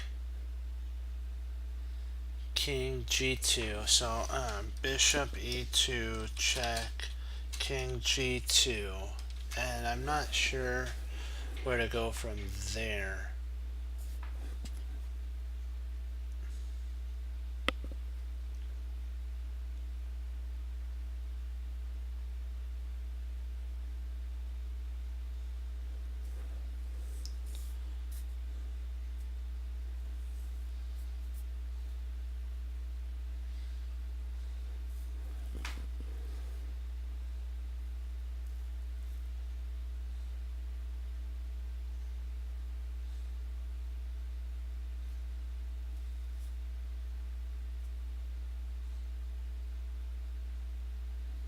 It's either it's something to do with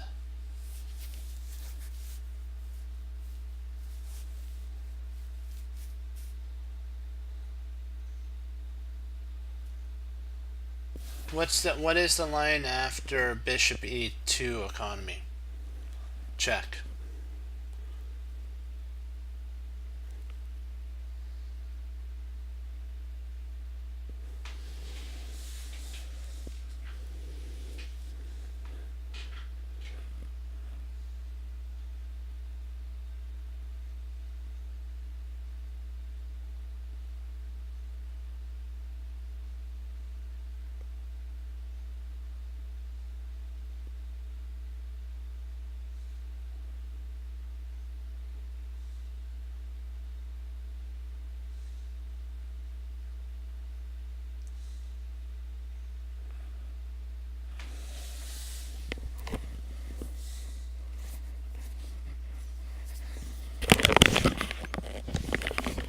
So bishop e2, check, king g2, queen f1, king g.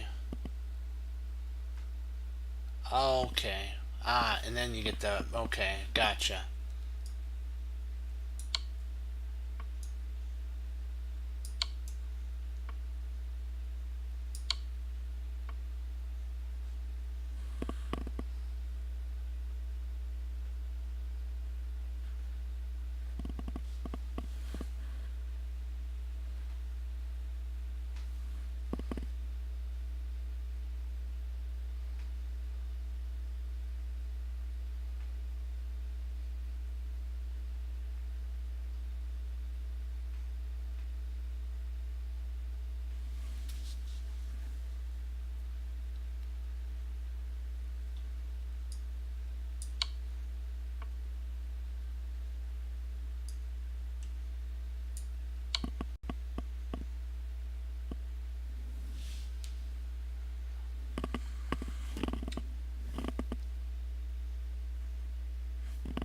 Nice work.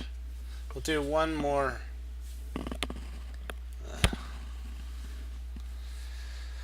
Let me see here.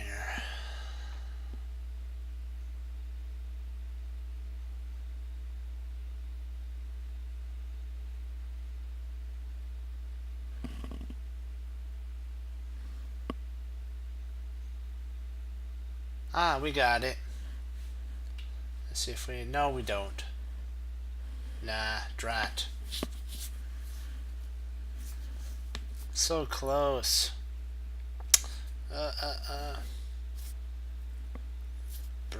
Drat. I was looking at some sort of sacrifice, like queen takes f1 check, but that doesn't work. I was looking at queen takes f1 check. He has king takes f1 at that point. So I was hoping for bishop check. I mean bishop takes. But he doesn't have to. He can actually take with the king. So my idea did not float like I thought it would.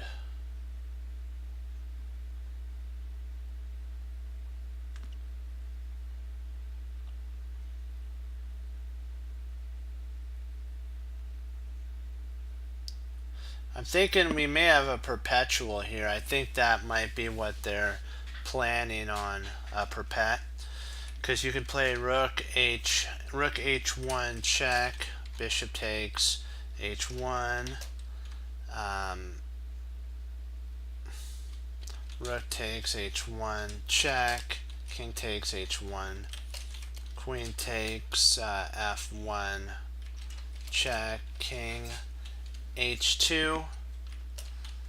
We have queen takes f2 check, king h3,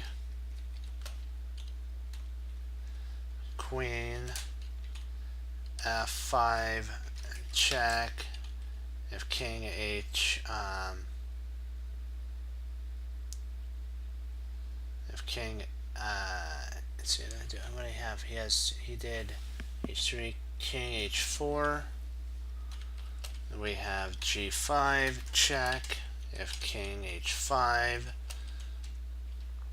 we have g4, check, king h6, and then I think we can just do perpetual at that point with f like 6 or something like that, something similar to that.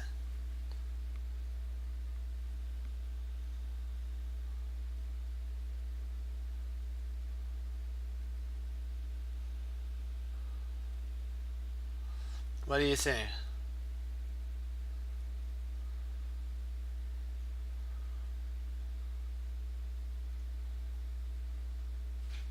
What's the move, do you think? Rook, are you thinking rook h1 check, like the line?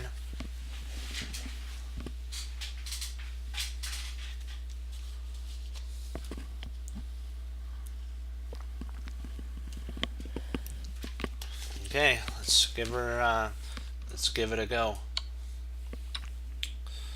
And then let's take. Let's take. Let's take. Now at this point, I'm thinking that we have to play queen f5, right? Queen f5 check.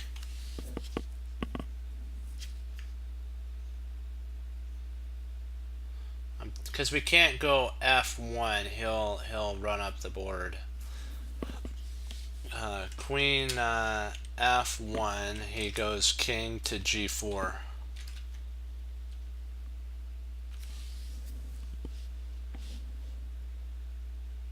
Oh, I think you're right. Oh, okay. Yeah, I think you're right on this. I vaguely remember this puzzle now. Yeah, I remember this puzzle. You're right. You have to send him up the board. You're right on queen f1. Queen f1 check. If king g4. If king goes to g4, we go queen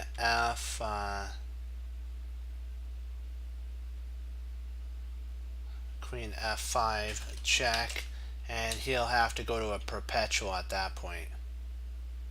Or f3, sorry, queen f3, not f5, queen f3, that's what I mean, queen f3 check. This is actually what I mean. I have to put that in there. Sorry, f5 was on my mind. It's actually f3 though, f3 check. Because what happens is if we allow him to run down the board, he'll hide. Yeah, if we allow it, if we go queen f3 f5 here.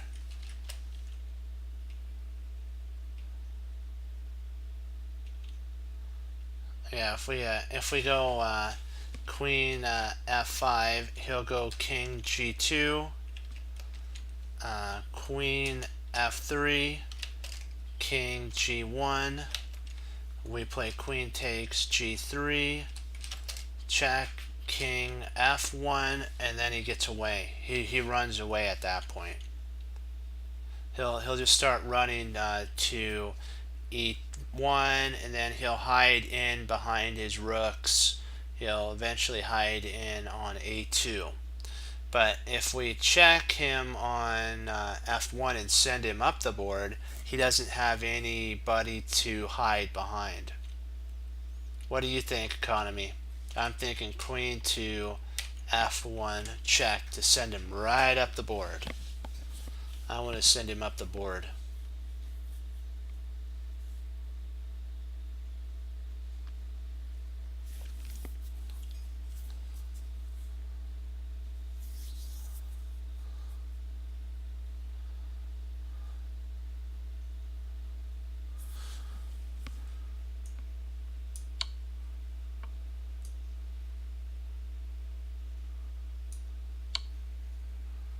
There we go, and we're stopping there.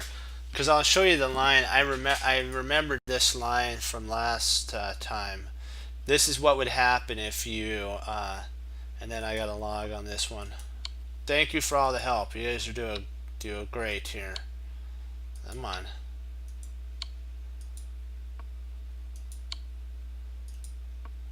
If we checked here, you got to be careful because this actually would win for our opponent here.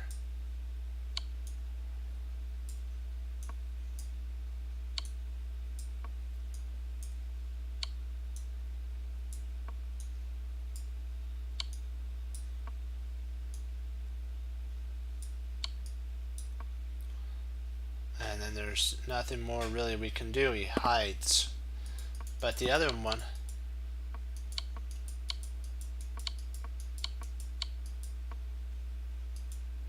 oops, 1 second.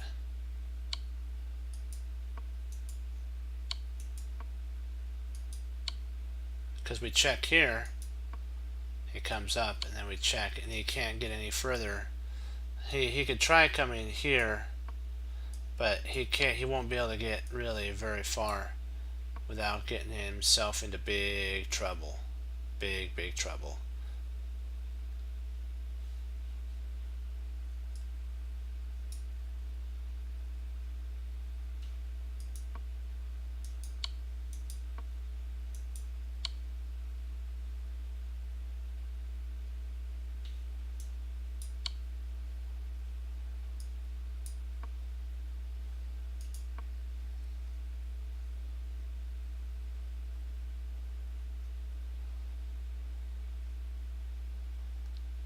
Yeah. Do you have any questions before I log off?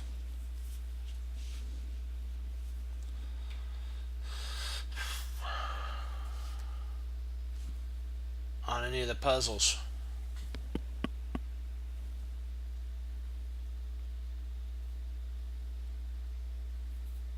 Nope. All right. Well, I wanted to thank you for all logging on. You know, I remember what we said, that the Lord giveth and the Lord taketh away. Blessed be the name of the Lord. He gave us a bountiful blessing with tonight, so we have to treasure it, like what we always say. And we have to remember, we become what we think about. So you have to remember, if you think positive thoughts, then your actions will start showing. And of course, the Holy Spirit helps as well. So he's somebody you need to invite into your life always. And then this is what Bruce Lee says: I fear not the man who has practiced 10,000 kicks, but I fear the man who has practiced one kick 10,000 times. He also said that there are plateaus, and you must not stay there. You must go beyond them. That was a Bruce Lee quote. And knowing is not enough, you must apply, and willing is not enough, you must do. And what we have to always remember about a member of the Little Engine that Rusty told her, if you think you can, you will. If you think you can't, you won't. Either way, you're right, because you'll end up making it happen, my friends. So think thoughts that are about the Lord, and he'll renew your strength, and you'll mount up as wings as eagles, and you'll run and not be weary, and walk and not faint. But and we also talked about the grounds. There are 4 different types of grounds. The wayward, where you just let your talent go by. The rocky ground, where you have a lot of talent, but what happens is when trial hits, you basically stop doing what you're supposed to do. And the third one is the hardest one for a lot of players. It's the weedy ground that takes up a lot of time.